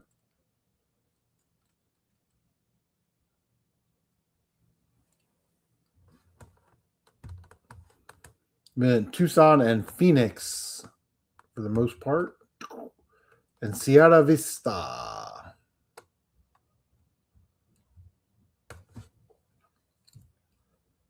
Bro, same thing happened to me. So imagine 21-year-old me, just did 2 years in Japan, nice and tropical, nice breeze, right? Coming off the ocean. Okinawa is a small little island, like 16 by 10 or something like that. Oh, it's beautiful. And I'm a tropical person. And my last duty station, my last year and a half or so, I was in Yuma, Arizona. So we fly in. It was 8 o'clock at night. And she's like, the flight attendant's like, oh, we're arriving in Yuma, Arizona, and blah, blah, blah, blah, blah. And the temperature outside is 85 degrees. And I went, at 8 o'clock at night? And it was one of those little puddle jumper airplanes, you know? So the door kind of flops down. And then the air conditioning just got sucked out of this fucking plane. And then the heat came in. And I'm like, I'm like dying. It was so hot. And the base is like right next door. So I couldn't get over to the base and in my air conditioned room fast enough. I thought I was going to die. It was like, take your breath away heat. It was the worst. And since you're over there, you probably had hotter days. But the hottest day I remember that we had at the air station, it was like 112. And they ran up the black flag, no outdoor activities, no PT, emergency kind of thing only. Yeah, it was crazy. It's hot as hell in South Arizona. Unforgiving heat. Yeah, it was crazy. And then I borrowed a buddy's vehicle to run to Walmart, when I first got there, to go get like, toothpaste and toilet paper and, like essentials. And I'm coming back, right? I'm driving back to the base. It's like a 3-lane road. And like the airfield's on the right-hand side. And I'm like, why is it so brown? And then all of a sudden, sandstorm right across the front of my Ford Explorer. So I'm like, okay, turn on the thing, turn on the hazard lights, pull over. Because in Ohio, right, when the weather gets really bad, that's what they want you to do. Pull over to the side of the road, turn on your hazard lights, right? So like this sandstorm, and this thing lasted like 3 or 4 minutes, right? And I'm like, what? Where the hell am I? This all happened within like 2 or 3 days of me being in Yuma, which is on the Cali-Mexico border for those that don't know. I'm like, where in the hell am I? Why did I pick this place?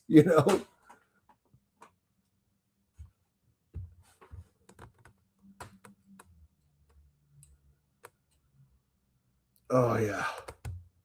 Yeah. Yeah. Luckily the air station was like right next to the passenger airfield. So I didn't have to travel. But we travel when, again, my wife, when I got out of the military in 2001, We drove home from Arizona. We stopped in Phoenix, and then shot across 70 to New Mexico, and then back up to Ohio. And it was like it was so boring driving through Arizona and New Mexico and the majority of Texas. It wasn't until we got to like the Arch in St. Louis we're like, okay, this at least looks familiar. There's fucking trees. You know what I mean? Yeah, it was an interesting time. Mm. Yeah, she was a complete smoke show back then, buddy. I'll tell you what. I'm lucky. We're lucky we don't have 10 kids.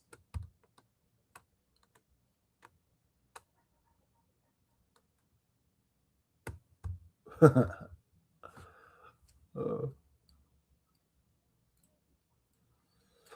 yeah, 10 hours. We went to a guy was in the military with. He was from Oregon, so he's a big Oregon Ducks fan.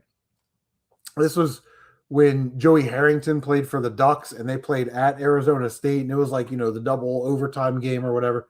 Yeah, but we went up to that. So we went to University of Arizona State University. I was a Sun Devil, Jerry.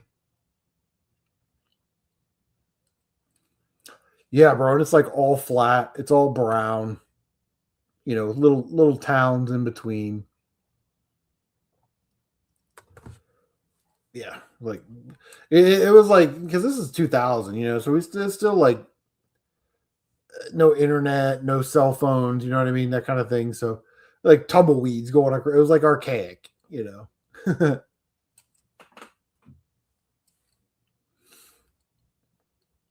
But yeah, it was something. Mm. And then it was hot until like 1 o'clock in the morning. You know what I mean? And then it would cool off a little bit. And then by the time the sun came up at 7 or 8, it was like scorched fucking earth again. I don't know if you've ever made it to that part of the state, but fuck. I should have picked Miramar, where all my friends went. Hung out on the beach in San Diego and had a grand old time. But I thought nothing's ever going to happen in little old Yuma. I can do my year and a half, standing on my head, get out, no problems.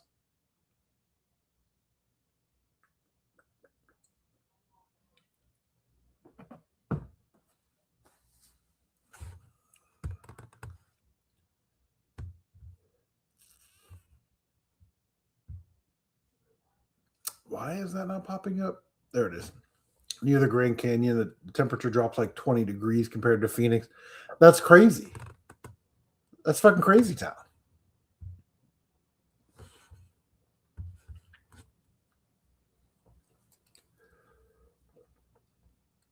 Mm.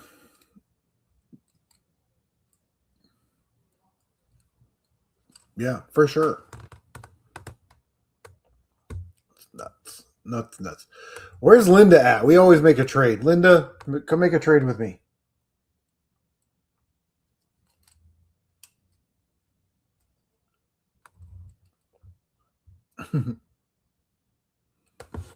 Have you lived there this whole time?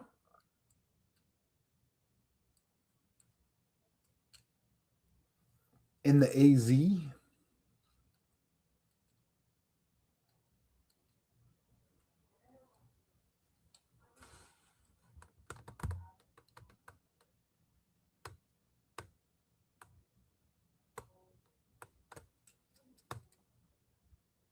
Mm-hmm. All right. Will be. Well, I did 3 trades. Not bad.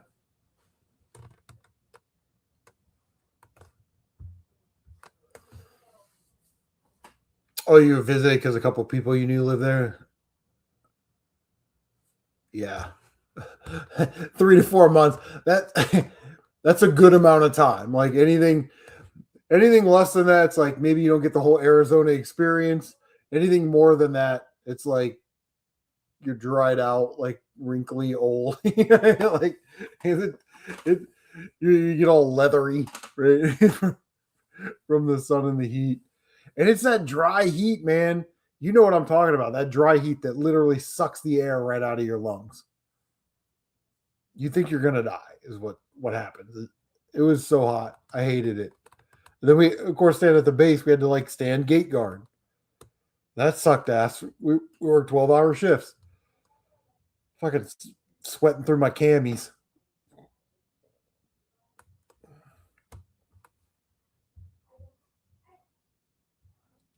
Went in April for about a month. There in August for about a month, and then yeah. So it was like broken up. It wasn't like 4 or 5 months all at once. Okay, well that probably makes it a little better.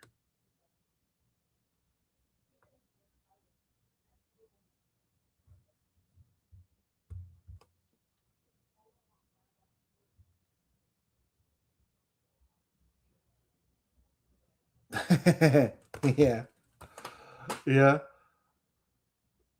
yeah. Well, for us middies, or mid east kids, right?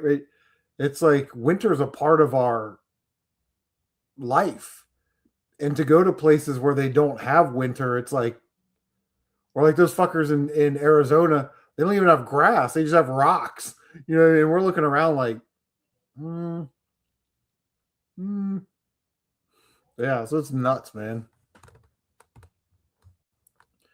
Yeah, and then like your body's also not acclimatized to the cold that you were used to when you were a kid. You know what I mean? So it's like extra cold. Because I went through that the first couple winters where it was like 65 degrees and I'm like shivering and shaking. I'm like, what's wrong with I'm like, I'm cold. It's like, it's not cold. I'm like, I know, but I lived on a tropical island for 2 years and then in Arizona for a year and a half. I'm not used to this shit, right? So are you a Steelers fan out in Pittsburgh? I'll be right back. I'm a Colts fan.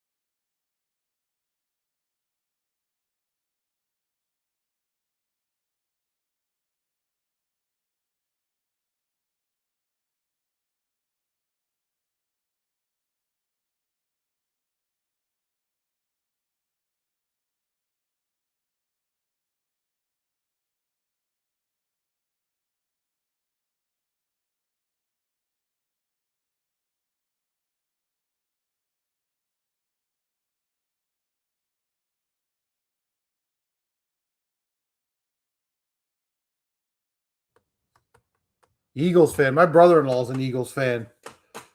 Big Eagles fan. Go Birds. Yeah. Yeah, I've been a Colts fan since I was a kid, man. Love it.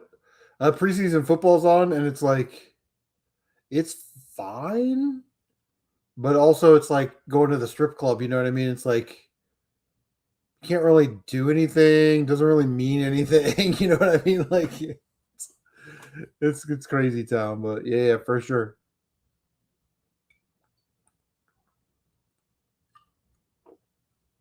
You can look, but you can't touch.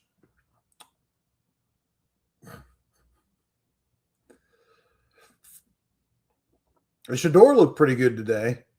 He was 9 for 11 with a touchdown, and then threw to tight end. It was a little bit behind him, but he botched it and was picked. Yeah. Preseason's like, it's like one of those things where it's like, oh, okay, it's almost real football season, so who knows? We'll see, man. It should be pretty good. I mean, NFC East is a pretty good division. I don't think the Giants are going to do anything, but definitely the Eagles and the Cowboys probably be the two best teams. Redskins might be decent. I guess that depends on their quarterback play, how Jaden Daniels plays, but we'll see. But the Cowboys, they're always like, they have these high expectations, and then they never make the playoffs, Yeah.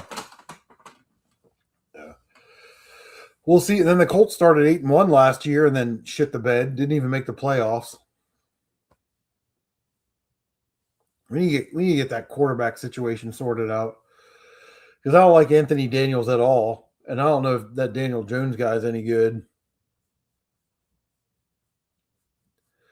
Yeah, the Ravens, man. And like Lamar is such a good player. It's like you want him to win a Super Bowl to like cement his legacy because he was pretty good at Louisville, won a Heisman Trophy. He's been a pretty good NFL quarterback. Just can't get over that hump. But quite honestly, in the AFC, you're talking like the Bills, the Chiefs, probably going to be good. Patty Mahomes coming back off his foot surgery. See how he looks.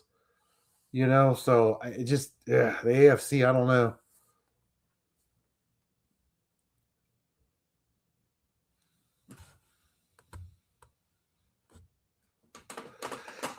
Yeah, you can look at the raw numbers, but it's then you get into those like what do they call them, the micro statistics or whatever, and it's like, well, who did they play? And I don't know. When you leave it to voters too, and it's still kind of subjective. So yeah. Yeah, Saquon's killer, man. Saquon's fucking awesome.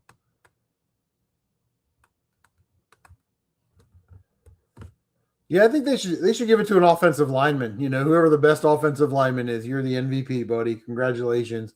Just to break the cycle. But yeah, well, I mean, Jonathan Taylor was having an MVP season when they were 8-1. Yeah, it was well,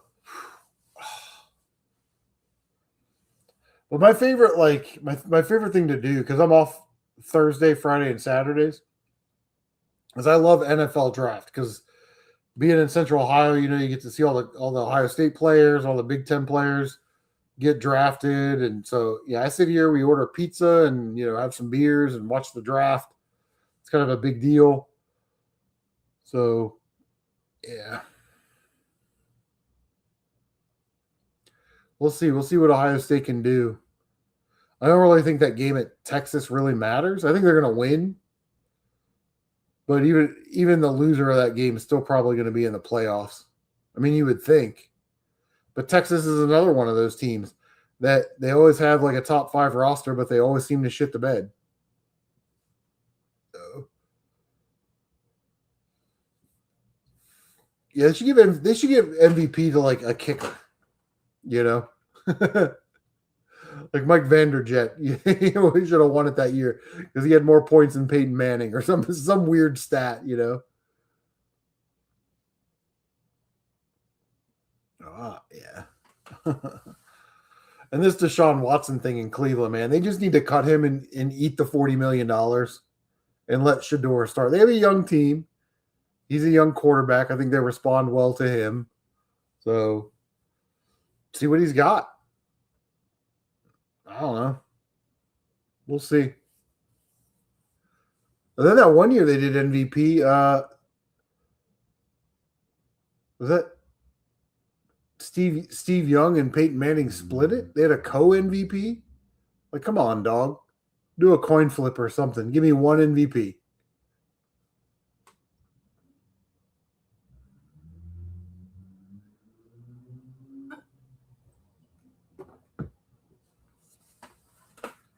Yeah, so we'll see. We'll see how the season shakes out.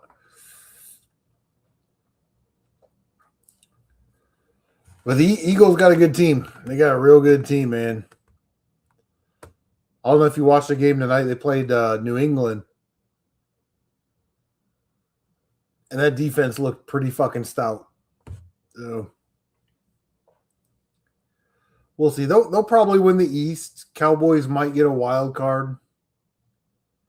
Although I haven't been really impressed with Dak. Dak Prescott, I mean, he's serviceable, but I don't think he's a good quarterback. You know?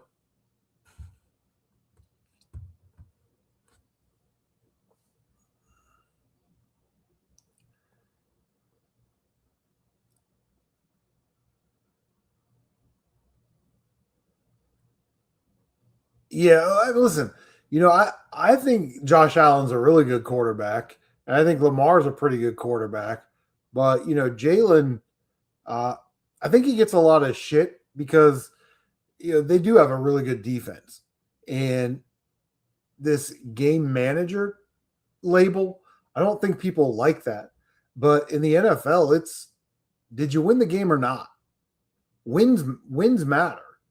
So, you see a guy like Josh Allen or Lamar making some crazy run or something like that, powering through a defender or something. That snow game that they played last year was the Bills, and I forget, maybe it was the Chiefs. They always look at Josh and Patrick especially as like, this is the duel. These are the two best. And once they're put on that platform, they're on the platform, But Jalen, he does exactly what they ask him to do, and they win. I mean, when you have Saquon, when you have that offensive line, you have that defense, I still think they need to go out and get like a premier wide receiver. And if you're the Eagles, quite honestly, like I'm not doing like draft analysis here, but if you have all those pieces coming back for this next season, why not trade the farm and get the number one pick and take Jeremiah Smith? And now you have a killer, dominant, pro-ready wide receiver, But I don't know. I'm a risk taker when it comes to like draft kind of stuff.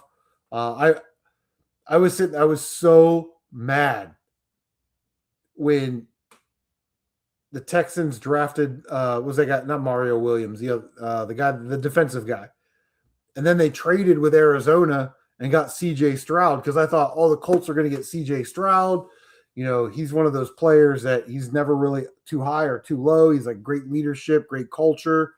And now we've got our quarterback. And then the goddamn Texans swooped in and took that pick and took him. And then the Colts were left with Anthony Daniels, who, by the way, has serious maturity issues. You can't do backflips after you score a touchdown, bro. Like, he did that shit at Florida. He started 13 games. I'm like, you're the leader of the team. You do a backflip and fuck up your ACL, it's over. The whole team is depending on you to be ready. Like, that's a maturity issue for me, but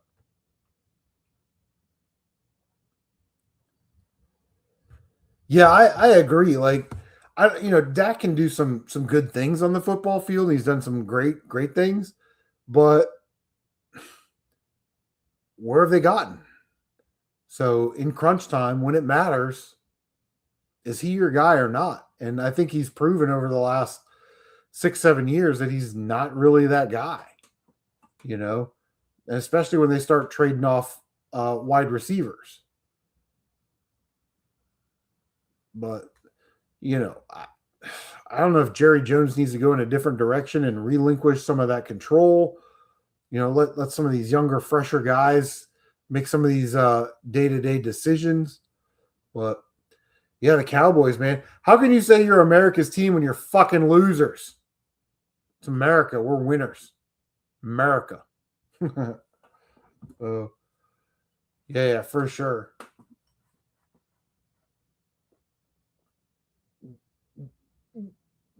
Mm, mm, mm.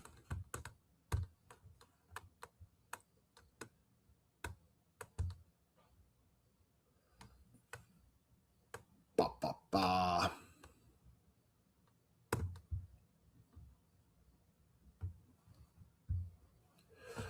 Man.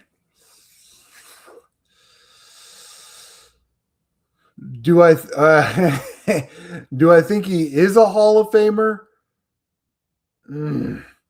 I think he's on the bubble. Do I think he's going to get into the Hall of Fame?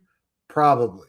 But the reason he's going to get in is for those 2 playoff runs and defeating the undefeated Tom Brady and Randy Moss team in the Super Bowl.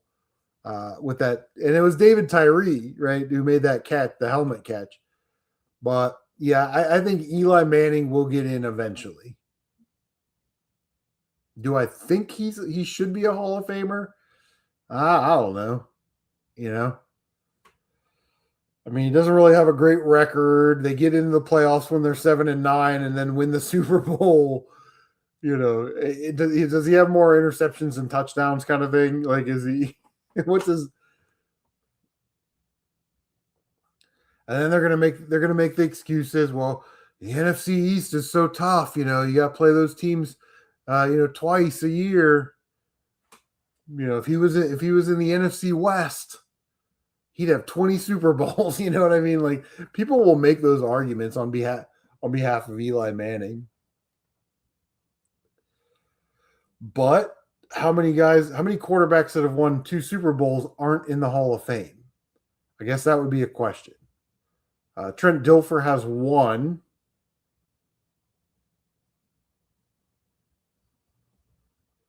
Try to think. Russell Wilson has 2. No, he's got 1. Maybe 1.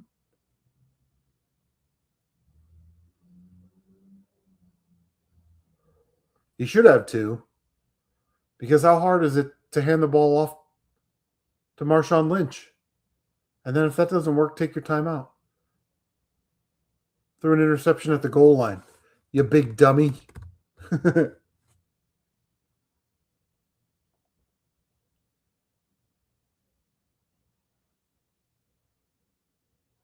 Ocho Cinco. Yeah, I don't know. But see, like, the NFL Hall of Fame is a little different too, because it's like you're judged on what happens on the field. Where something like baseball, you know, they kind of take your entire career into account. And if sports writers don't like you, they can block you. You know, they can kind of lock you out. But yeah, man. Yeah, Ocho would be a tough one. He'd probably be a no for me. And I've seen him play a lot because I live in Ohio, so we get Bengals games all the time.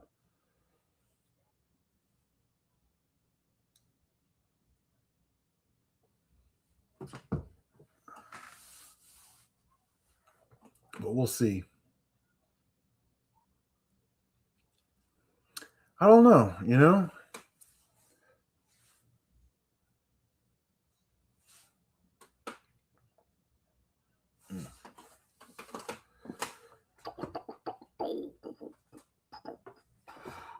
I'm sitting here, I got a mountain of games sitting over here. I got 2 boxes of games over there. I'm like, ugh. I don't even want to deal with it. We'll see. Mm.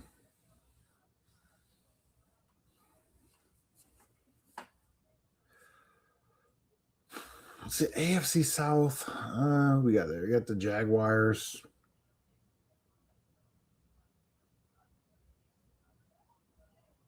Yeah. I don't know. I think the Colts could win the AFC South this year.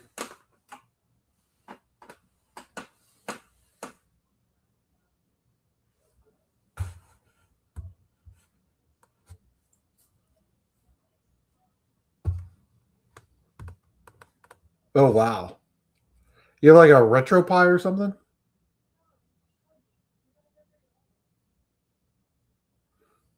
I have a retro pie, but I never play it because I'm technology stupid. So it's like I think I have an Elgato somewhere, and I could probably live stream games, but it's like I don't want to set up OBS and then dick around with the settings. You know what I mean? Like I'm super lazy. We'll see.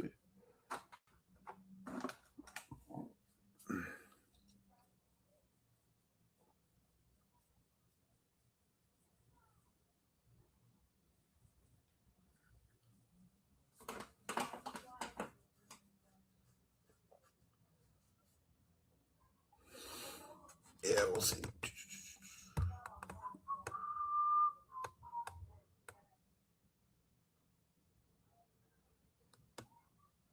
Oh, no kidding. That's pretty sick.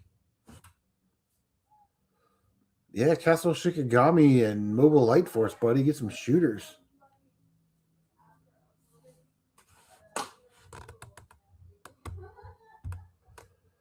There are 150 Super Nintendo games, 60 GameCube games, and 150 PS2 games. Man, I'm not. I mean, are you like a big PS2 guy? Like, I couldn't think of 150 PS2 games. Man, that's crazy. I got to get on this analog pocket gimmick.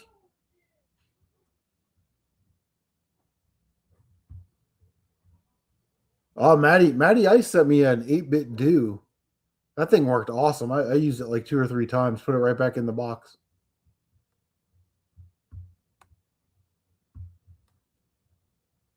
PS1, but I don't remember much about the PS1 besides Driver and Spyro. Yeah, definitely download like the Squaresoft games, Einhander. You know, I mean, Final Fantasies. That's kind of cheap. You can get the collection on Switch or something. The Siphon Filter games are good. Pandemonium. Download the 2 Pandemonium games. They're like 2.5D platformers. Wild 9 is good. I mean, obviously, people are going to download like Symphony of the Night, Crash Bandicoot, Spyros, things like that. So I'm trying to think of some alternatives, like the rare games, Team Buddies.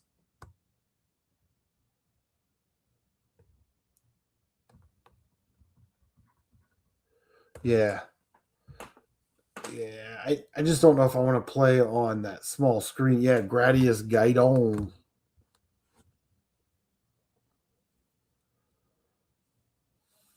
Yep, Darius Gaiden. Yeah, we were just talking about that game earlier. I don't know if that was released on like a Darius collection because that seems like something that they would do, like limited run or something would do.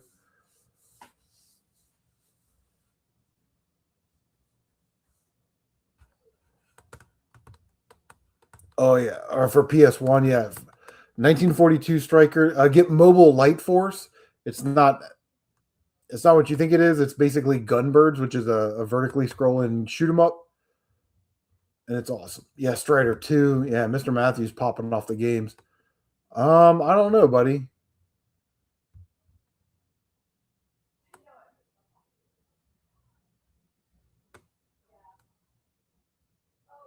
Oh, we were talking about the this analog pocket thing that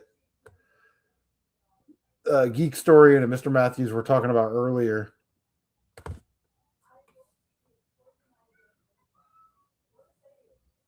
Haven't had a PlayStation 1 stream in 5 years. I don't know. I got to figure out how to do it. See, I could probably do it on PS3 and then run the HDMI into the Elgato, then run that onto OBS and then stream from there. Maybe, but I don't know what the lag is going to be.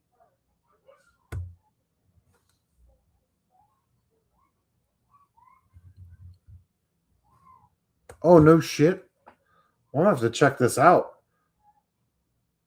Because I have like 2 cases of Game Gear games that I never get to play. How much is How much is that Analog Pocket? See, now I don't want to do it HD. Sounds complicated. I'll be right back.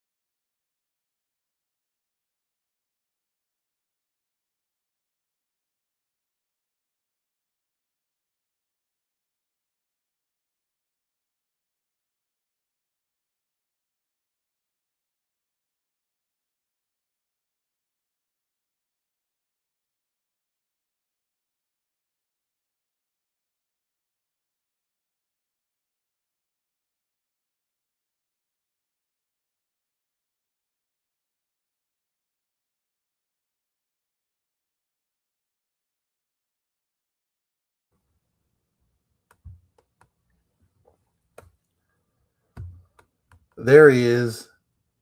The late night cherry blossom himself. 4 scores and 7 beers ago gaming. What's up, buddy? Yeah, you're the goat. Bah. Don't get too close to Dearborn. Bad things will happen to you. It's good to see you, man. What have you been up to? My third shift schedule has kept me away from your live streams. So if you guys like live streams, subscribe to 4 Scores. Yeah, man. Four Scores is awesome. Streams it up.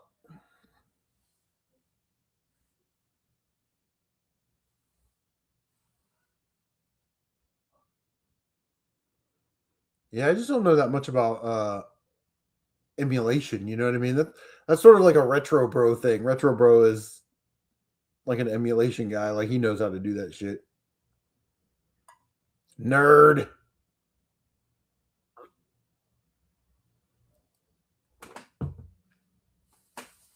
Well, yeah.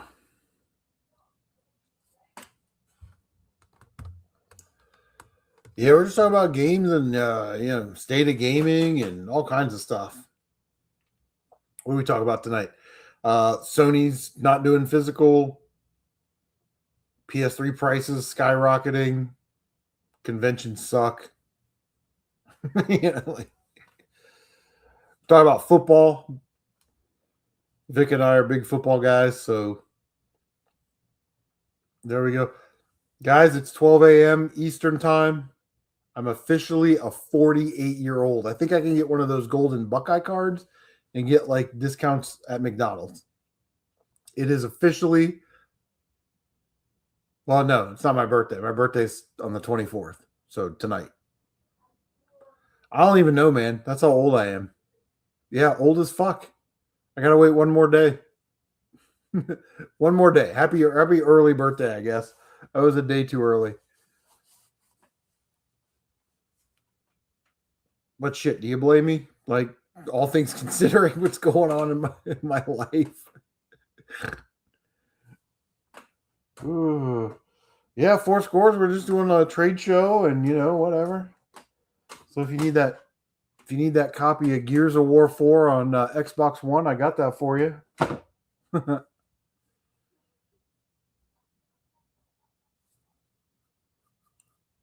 Vic says he's 29 and feels old. Bro, wait till you hit 40 and you get out of bed and you're like,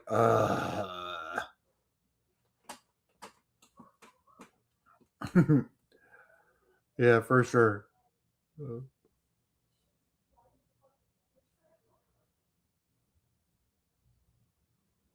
Yeah, Mr. Matthews, how's the wife liking that Versace watch? Does she still wear that? That's pretty dope. Listen. I went to that garage sale. She said everything in this box is $1, and I pulled it out and I showed it to her. I said, even this Versace watch, and she's like, yeah, it's all just $1, and all it needed was a battery replacement. So $10, for a battery replacement or whatever. I'm like, I'm not gonna wear it because I'm not a watch guy. And then I was texting Mr. Matthews, and I'm like, we were kind of working out a trade, right, for some old Micro Machine stuff, which is securely packaged and put away. And I'm like, what about this Versace watch? And he was like, my wife is interested. Send picture. That thing blings, man. That thing was nice. It's one of the nicer items that I've found at garage sales. But I'm happy it went to a good home, Maybe make Mr. Matthews' life a little easier with the wife, You get all these video games, but I got you a Versace watch. You know what I mean? Like, no, it was one of the less expensive sports models. It wasn't like diamonds or anything, but it was still pretty slick. She put it away for safekeeping. She's got to wear it, man. She's got to wear it for anniversaries and she's got to show it off. Fort Knox doesn't have shine like that. So I'm looking at all these games that I'm going to take to the game store. And now I'm making value judgments on all these games. So like these Xbox One games, Wolfenstein, I can get rid of that. Tomb Raider, Batman Telltale, I have that on. I might keep this one, Man of Medine. I've never heard of that one before, so I might throw that in the collection. What else we got? Gears of War, like Jedi Fallen Order. I have that on PS4. I've never played a Gears game, so that game's probably gone.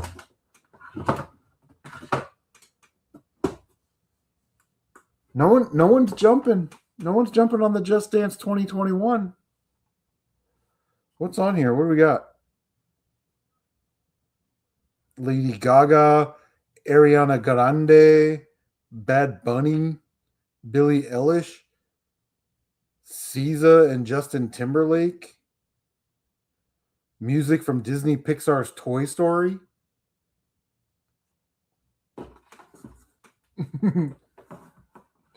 Waiting for that 9 Inch Nails and Megadeth Just Dance to come out. You know what I mean? Guardian, what do we got on PS4 here? Guardians, I might keep that one, even though I have it. Mega Man 11, gone. Until Dawn, gone. Final Fantasy, gone. Shadow of Mordor, probably gone.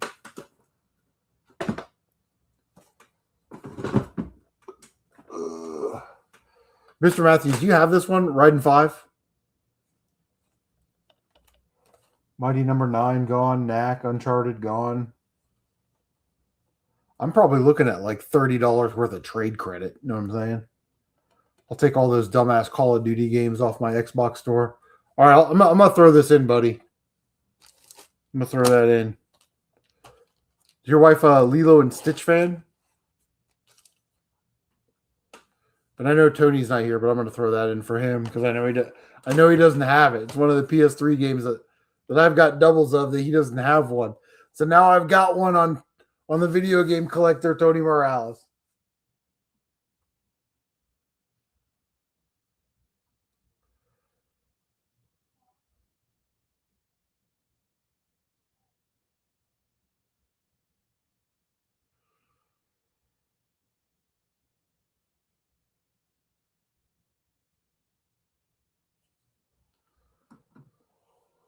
Oh, what else? What else do you need? What else do you need, Mr. Matthews?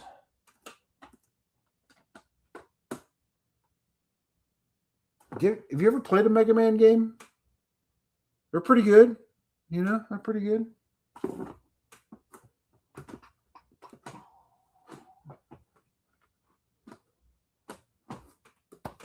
What else I got on 360, man? I'm 360 loaded right now. Got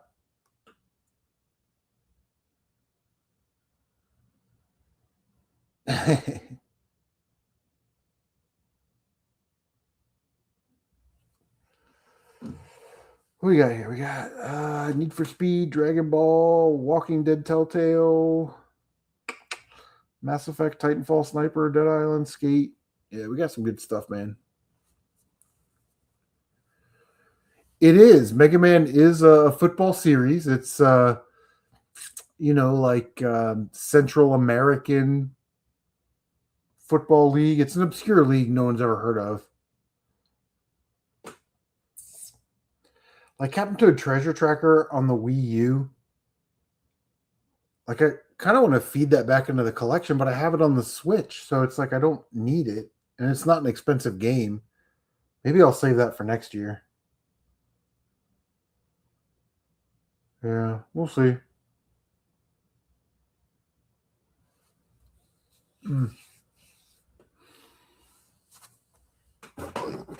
Xbox One games.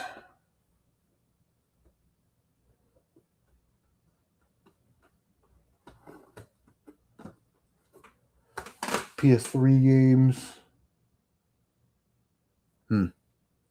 Yeah, we'll see. Guitar Hero 2. That actually will probably trade in pretty good at the game store. They sell those for like $10, so I'll probably get $5 in trade.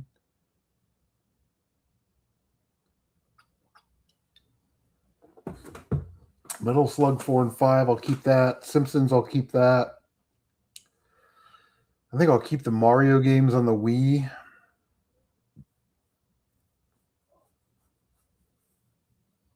Mario Kart 8 on the Wii U.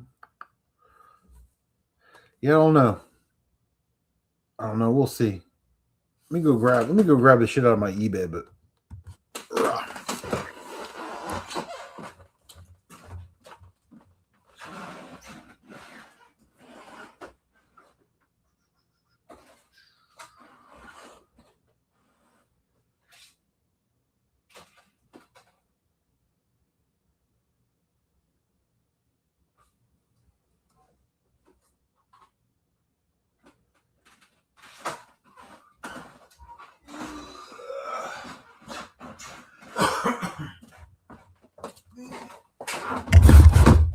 Oh, buddy.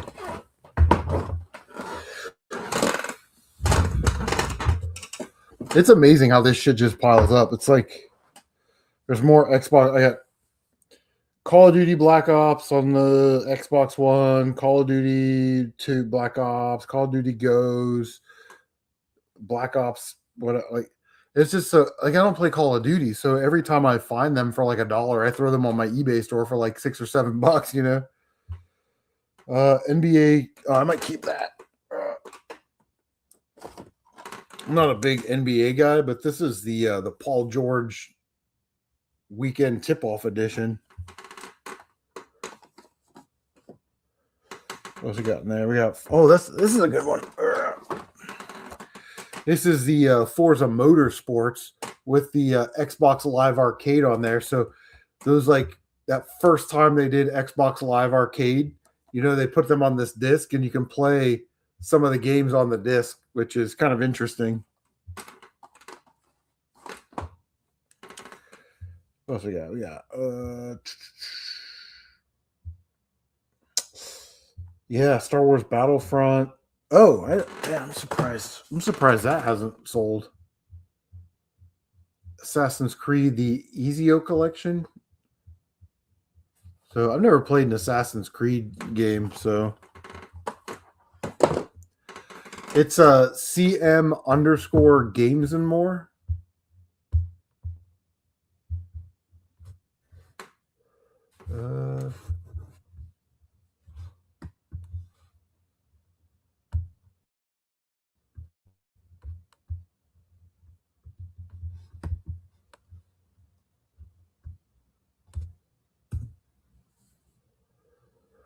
Yeah, it's all just kind of like jobber fodder.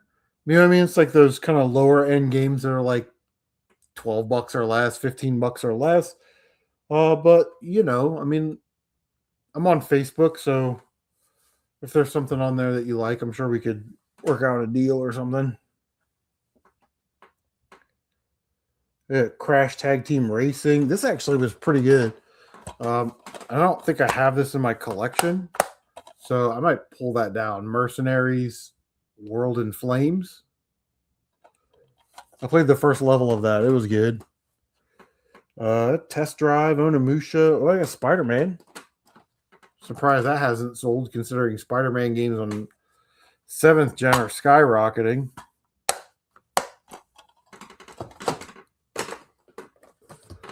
I'm down to one measly Vita game. Marvel Universe in Peril. But I have like this is the Spyro the Dragon, not for resale. It's the demo disc. Oh, I taped it shut. I got like the Wild Arms 3 demo disc. So, you know, stuff you don't really see a lot of.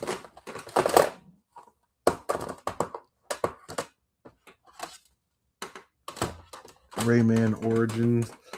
Yeah, I mean, just kind of like regular common games and stuff. A lot of these I'll take down and I'll take to my game store and just trade them in. Like these Call of Duty Black Ops games. It's one of I get in a situation, especially right now, where it's like, do I save them until after Christmas? You know, in case somebody wants to buy them as a Christmas present. Oh, I got boom. There's a couple good ones. I got Ratchet and Clank, all for one. Not an expensive game, but Resi 5.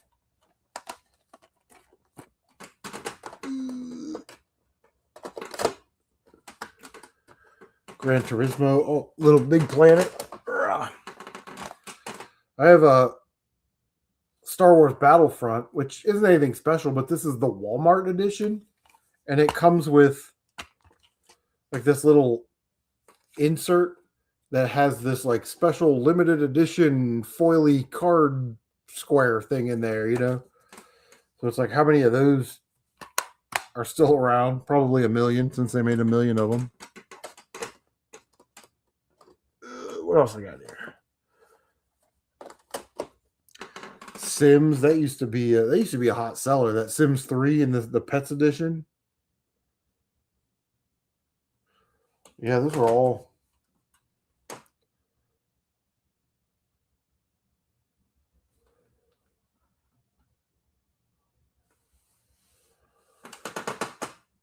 Yeah, yeah. I mean, I used to sell Black Ops all the time, especially Black Ops 2. That was the one that, sold for $15 or whatever. And now I can't get rid of them at $7.99 or $8.99. But when I see them at a garage sale for $1, it's like I feel compelled, and they're complete and in good condition. I feel compelled to buy them. You know what I mean? Especially since I know that if they don't sell, they'll trade into my local game store for $5. So at least we'll get 5 times our money in trade credit. Conflict Desert Storm. That's one of my favorite PS2 games. I got Portal 2. Nothing too crazy. Nothing too crazy, but yeah, like I said, most of those Call of Duty games are going to get traded in. Most of these Xbox games are going to get traded in. Yeah, for sure. I agree, man. I love that game. I need to play the second one. I played that one when I was in the military. So, yeah, I don't know what I'm going to do with those Master System games. Probably trade some of them in. I'll probably keep Enduro Racer, Action Fight. I might keep, I don't know, Afterburner. Trade in the other one. So, we'll see. Yeah, I started to play the second one, got like a couple missions into it, and then put it down and just never went back to it. But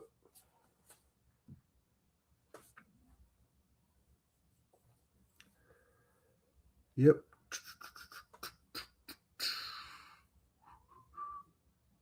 Soul Calibur 4. I like that when they would do like different characters on different consoles. Soul Calibur 4 has like Yoda, I think. Yoda or Vader. Yoda. And like the 7th gen ones had like Spawn and Link. Who was the other one? Wasn't Ryu Hayabusa from Ninja Gaiden in one of them? Yeah, I thought that was awesome.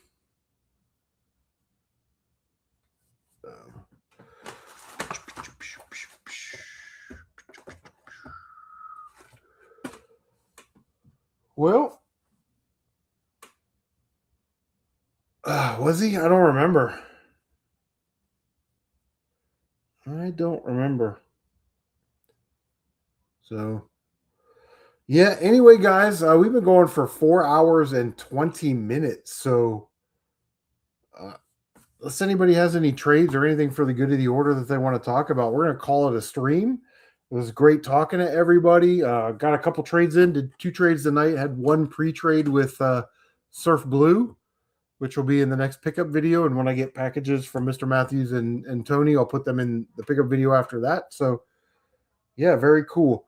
Anyway, guys, thank you so much for joining me on my birthday eve day thing, doing the trade show and the hangout. And yeah, hope everybody has an awesome weekend. Sounds like some of us have been going through it, so I hope your lives are better. So anyway, thank you guys so much for stopping by. We'll see you on the next one. Don't forget to bang that notification bell so you can stay up to date on all of your CM retro gaming goodness, guys. Take care of yourselves, and we'll see you on the next one.